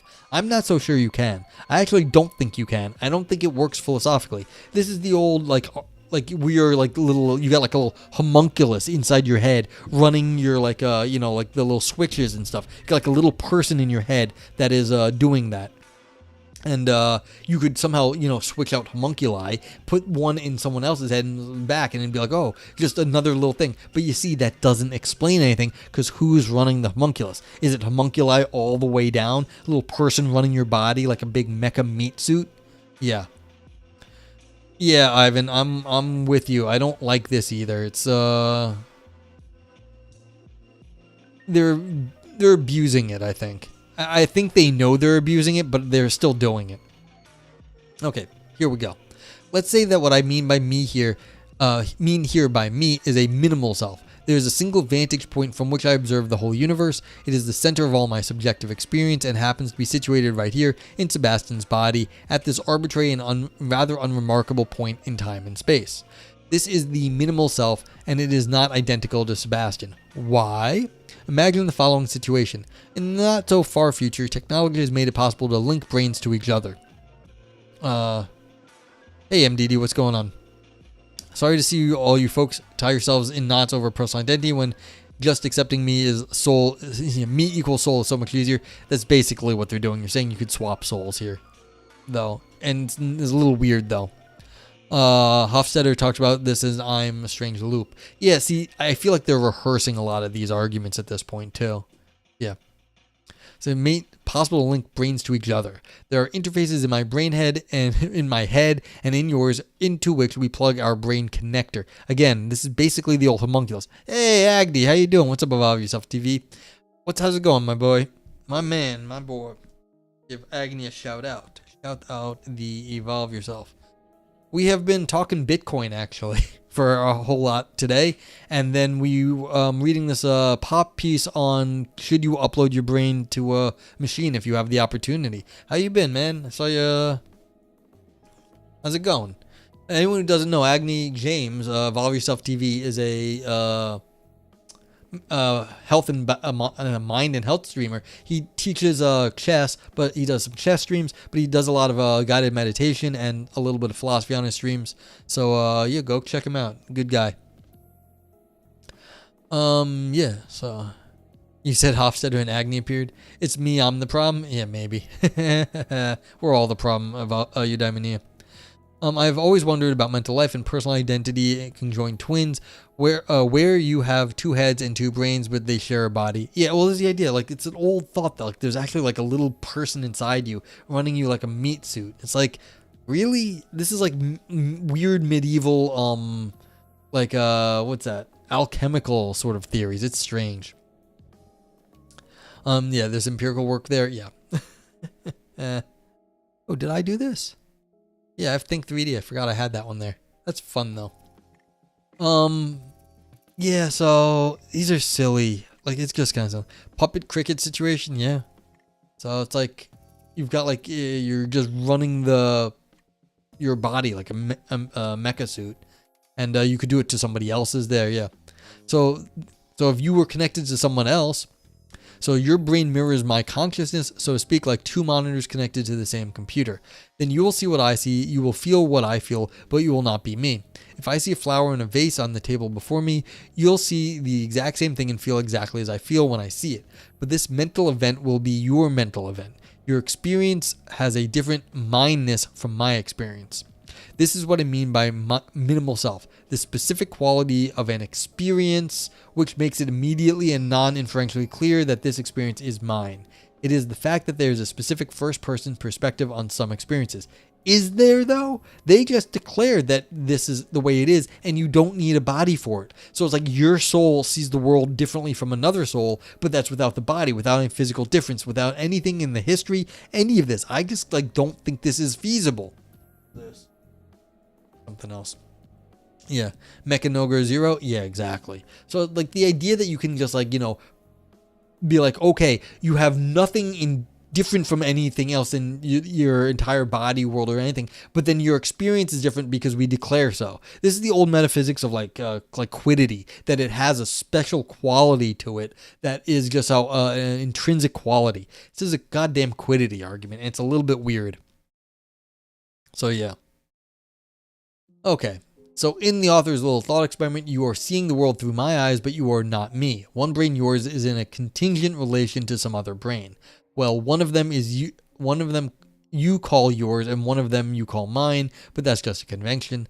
I just call the particular brain which is connected to those experiences those experiences I experience as mine, my brain, but I call it mine because of the mineness of these experiences, not the other way around. See, this is some weird fucking metaphysics. Like, really, man? Really? You're just going to declare a property that has the quality of being you? Like, yeah. Weird. I feel like a lot of fill of mind thought experiments just bottom out at some point. Yeah, this one's bottom. I feel like it's bottoming out very quickly right here. And it's unfortunate. It had a chance to do something, and it just sort of went kind of tropey. Like chat's been saying, they've heard all these arguments in pop media, and this person's not adding a whole lot. They're just kind of declaring that they have a property of being themselves, and that's what it is. Okay. Mindness doesn't depend on any brain. If we link up our brains, my brain becomes our brain, but my experiences will still be mine. So the relation between me, namely my minimal self, and any brain is arbitrary. But so is the relation between me and any pattern of information that might make up my mind or make me the person I am. It had no chance since physicalism is correct. Well, I mean, I was arguing that like you can't even do this on physicalism because you need more power than was in the universe. But you're saying like the futurists were like, well, let's assume that the physics isn't how it is we know the way we think now. So like, I don't even think you can do this in a physicalist universe because it would take more power than could like possibly be done. But still, like yeah, there are multiple reasons why this has problems. Okay, so author says if this is correct, personal identity. Well, let me actually. This is a teaching point. I remember a professor back when I was in college saying this to us. Yes, you are correct that if you assume physicalism, that this can't be right. But you cannot use a nuclear bomb to take out a cockroach. This is a cockroach, and you are using a bomb to take it out because you're like, physicalism. No, you have to use something way more targeted. Why is this wrong? Physicalism does not tell you why this particular paper is wrong. It says maybe why the strategy that the author used was never going to work, but it does not tell you what is wrong with these arguments. So you can't use a nuclear bomb to take out the cockroach. The cockroach still lives. So, yeah. But like this is, if you want to like get into like philosophy argument, like if you want to get into philosophy debates, you have to keep that in mind. You have to take out their specific arguments. You can't just take out their entire strategy. No one cares if you do that. It's like, oh, well, physicalism. Well, it's like, why are you debating them? Just go away. Like, no. You want to talk about this stuff, you have to say why it's right. And this was the thing. I was like saying it was a homunculus. Then I was saying they're using a quiddity theory, which makes no sense. It's like, yeah. Frank says, I think nuclear bombs are actually pretty effective at killing cockroaches. Yes, I know, but this was the analogy. I'm sorry. Like, that's what the guy said. And, you know, I think the point really matters. You will employ a metaphysical chancla. Yes. If anyone hasn't seen the wonderful chancla video, like it's hilarious. I love that chancla like advertisement. Why do Latin mothers have are the best mothers? Because of a secret weapon they call la chancla. Yeah. If this is correct, yeah, and they're homing chanclas. So the chancla, like you can go around corners, home in. So that is a good thing. Okay, so if this is correct, personal identity is truly not what matters, as Derek Parfit famously claimed. All the facts that make up Sebastian's personal identity and which guarantee his continued existence ultimately don't matter to me. The identity of some arbitrary person is not the same as the persistence of me, again, my minimal self. Yeah, guided chancla munitions, exactly. Namely, my specific vantage point from which I experience the universe. The minimal self is not the personal self, and while I might cease to be the person I am, I cannot cease to be my minimal self. Yeah, so they think that somehow uploading them is going to like transfer the quality of whatever they are across, you know, medium, and like that'll be okay. No idea how that's going to work, but like if you declare it like this person did, then they can just say it here, and it's like, oh yeah, that works. It's like, no, it didn't. No, it didn't. Come on. Yeah. The minimal self is not the personal self, and while I might cease to be the person I am, I cannot cease to be my minimal self, and it is this minimal self I care about when I think about the question whether I will still be there. I don't care about my personal identity, I care about me. And if I ask whether any future experience will be my experiences, I don't want to know if some being will be physically continuous with my current body, or whether some mental states that will exist are continuous to any mental states I have now. I also don't care if some immaterial entity that is now connected to me in some way will continue to exist. I only care about whether some of these future experiences will be mine, that is, whether these future experiences will have the distinct quality of mineness which my experiences have now. Ivan says some transhumanists freak out about discontinuity of consciousness, but I point out to them that they fall asleep every night. Yeah, I mean, that's a little silly that they do that and did not realize that they've been drunk before. They've like fallen asleep before. It's like, yeah. I mean, that actually goes back to Aristotle. It's like, he'd be like, people like, well, talking about different arguments. He's like, you do realize you fall asleep at night and you don't have the abilities you do when you're asleep, do you? It's like Aristotle made one of those arguments a million years ago, thousands of years ago now. But if the self is opaque, as I just said, then we don't know what a minimal self is and under what conditions it will survive any physical or mental changes. In fact, I don't even know how my minimal self can persist from one day to the next. I just know that it does because I keep on experiencing the mindness of my experiences. So would the uploaded mind be me? Who knows? Minimal selves are distinct. You are not me, but not distinguishable. I don't know why you are not me. What we would need to answer this question is a theory which explains how the self emerges from physical and or mental and or further facts, but we don't have one. Without such a theory, uploading my mind will be a shot in the dark. I simply have no idea if I will get what matters to me, the continuity of my minimal self and my first person perspective. So, should you upload your mind? Probably yes. You're gambling, sure, but it's not like you've got something to lose. I am Leo Clo, late joiner, but does the temporary nature of unconsciousness with something like sleep change things? I mean, change things how? If you wake up and then you're like, okay, isn't that like you could wake up in a different body? You could wake up in a computer. So it's like, yeah, I mean, that's the problem, Ivan. They didn't say anything and they could have said it in a lot less time. What's that movie? It's called Shooter. It's not a great movie, but they have a thing. It's like, for someone who didn't know anything, it sure took a long time to say it. That's what happened here. They didn't say anything, and they sure took a long time to say it. So, you don't know that you are going to be unconscious temporarily. I mean, sad to say. You could die in your sleep. You don't know that. And so it's like, why would this be any different? Like if you had to have a break between your current consciousness and jumping the gap to like some computer simulation.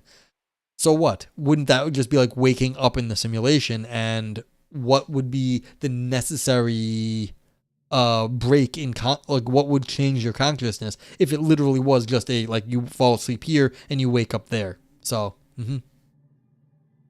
So I am Leo says, if I go to sleep, I know my discontinued consciousness is temporary, whereas with something like uploading my mind, it sounds like it's permanent, though again, I've just joined. No, you're not wrong. The problem is, why do you know that when you go to sleep, it's temporary? That's an act of faith that you're going to wake up in the morning. It's like, you don't know you're going to wake up. You expect you do because you've done it every other time, but you don't know you're going to wake up. None of us do. That's an act of faith.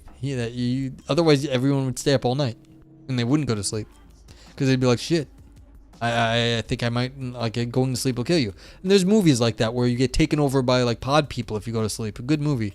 I forget what that one was called, but like there was a movie where when you go to sleep, you get like taken over by a pod person. So people were staying up for weeks, and like basically you can't do that, or else you get like sick and die, and you fall asleep, and you get taken over by a pod person. So it's like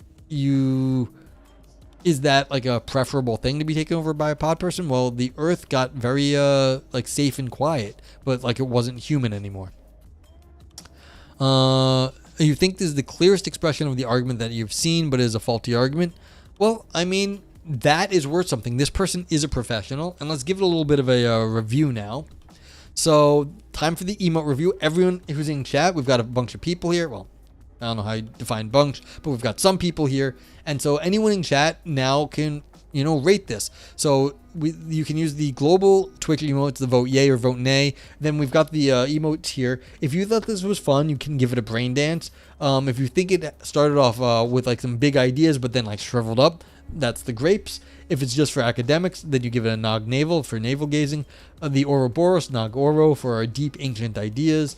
Scream, nog scream for existential artistic drama. Turd for, like fancy analytic philosophy that just doesn't go anywhere, just all bullshit underneath. And nog knife for, slicing and dicing arguments. So Cinemax gives it a yay. Thank you. And also a navel gazing. MDD says your consciousness gets hijacked before it makes its way as an upload to the Heaven Reincarnation server. The hijackers upload you to the Furry Dungeon server instead and ransom your great-grandchildren of their livelihoods to free you. They're cheap and refuse. Your consciousness is stuck in the Furry Dungeon server, and the hijackers eventually forget about you. You're left there for your eternity or until the universe collapses. This is why I don't want my consciousness uploaded. No, I'm 100% on your side. I said at the get-go of this paper, there are things worse than death, and this could happen in this case. Like, say something goes wrong, and instead of, being uploaded and having a nice little, like, life in whatever thing, you could be trapped in hell and no way to die. So you've gone to hell. Like, that could happen. So Ivan Neo said, yes, it's recommended, but it really did not live up to the hype. So that's the least living up to hype with 3 Nog grapes. Thanks for the follow. Sounds super interesting, but I'm playing catch up, so I won't derail things too much. No, this is getting to the end. And also, most everything I do is, you can find the paper, you can type exclamation paper, and you can get a link, and that actually will just bring you, well, you won't be able to see behind the review. So I'll leave the review up for another minute so I can get my review in. But like, this is what I do here. Thanks for the follow. And it's like, yeah, I read stuff, we explain it, smart people in chat. Ivan Neal's got a PhD in philosophy, says semiotics, philosophy degree, does semiotics also. Other people in chat know other things. And we got like smart people like Agni, who came in a few minutes ago. He's got a master's in philosophy, mind, metaphysics, philosophy of science. Ugubi was here, philosophy of science and metaphysics earlier. Don't know if they're still around, but like, so we got people that know stuff in chat. Yeah. So what am I going to say? Was this worth reading? No, this actually annoyed me. I'm going to give it a vote nay. It doesn't deserve a vote nay, but I'm giving it a fucking vote nay. The quiddity annoyed me. This last little bit, I just really annoyed about that. Good company to keep. Thank you. I mean, as always, we've got a bunch of people. You can check out the links. If you like philosophy and you haven't encountered the other philosophers around here, Aristotle, the first one on the list. Of all of your stuff I just shouted out. There's the Ask a Philosopher people on that thing, and then all of this stuff. So this is getting vote nay. And then we got some related people on the second link there. Ann Farrell is a sociology and politics person. Shane is history and sociology. Linguistics is Kali Oxenfree. Chemistry is Lumpy Dragon Potato, who was here earlier. And we've got Globus the Elder, who does a lot of AI stuff, who's buddy of the stream. Vote nay, Nog grapes, because this annoys me. And that's basically all I have to say. It's like not worth the rest of it. Like the arguments here right at the end, this mindness, like the property of being mind, the mindness property. It's like, this is just like annoying philosophy to me. Like, I just don't like this stuff. So it's like, is this a competent philosopher? Yes. They did the argument that they want to make. Do I like it? No. And I don't want to I'll give him this little review. Like, it's really not a bad paper. It's just really not my cup of tea. And maybe I'm a little bit emotional or being a little subjective here. Is not an objective thing, but screw it. This is my stream. I get to do what I want. My review, I get to do what I want. And it's just like, all right, not my cup of tea. So I'll let everyone else give you a few more seconds, but we're coming up on 3 hours, so I definitely gotta stop soon. My voice will go. Go find someone to raid, and then we'll have that'll be stream for the day. Thank you all for being here, though. See what we got going on Twitch. Following Prof. Lars live. Is it my stream? Can we demonstrate the mindness of your stream? Yeah, watch me like ban all your asses off here, then we'll see who's left. Ivan Neo says, I think when you cash out me, it will turn out not to be portable even with a normal human individual. That's my chunk club. Yeah, I'm starting to think like basically going a little bit more embodied. You can't actually get away from your history or your physical, like some things in your physical reality. So like Ivan, it's like even though I'm not like a strict physicalist, like I'm going with the more physicalist route though. Like you can't actually separate yourself from your physical reality. So it's like, how would you even, like, I don't know what that would even mean. Like, this person had to, like, postulate ridiculous properties in order to get away from the physical body. And it's like, it became like this ridiculous thing. At first, like, okay, maybe there's a way to map brain waves and you could get that into the computer. But then they had to go to the mindness property of the experience. It's like, what? Like, that doesn't hold water. Let's see. Got so many people live nowadays. I started deciding that I was gonna follow more people, but like,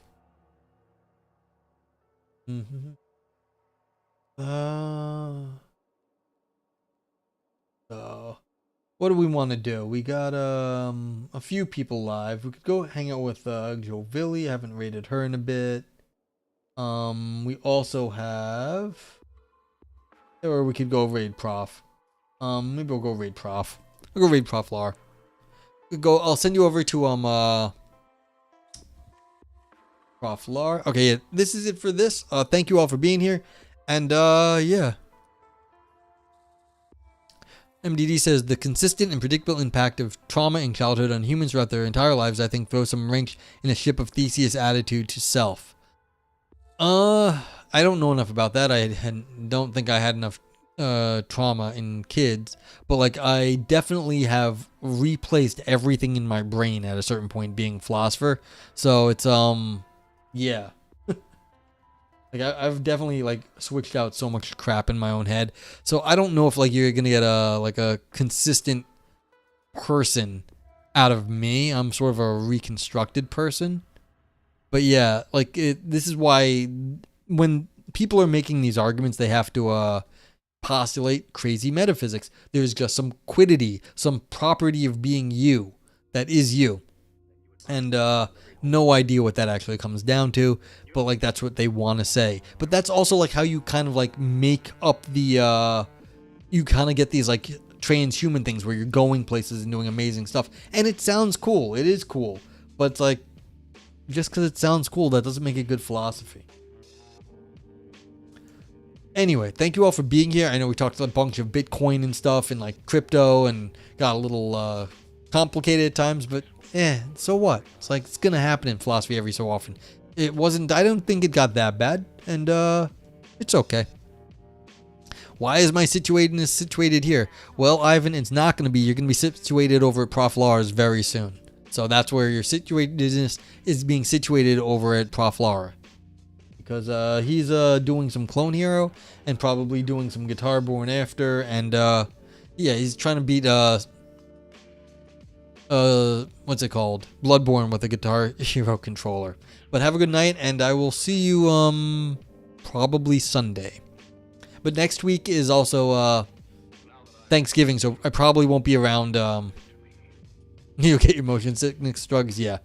So next week is so I probably won't be here next week, but like because of Thanksgiving in the United States. Have a great night and stay safe, everyone. Bye byes.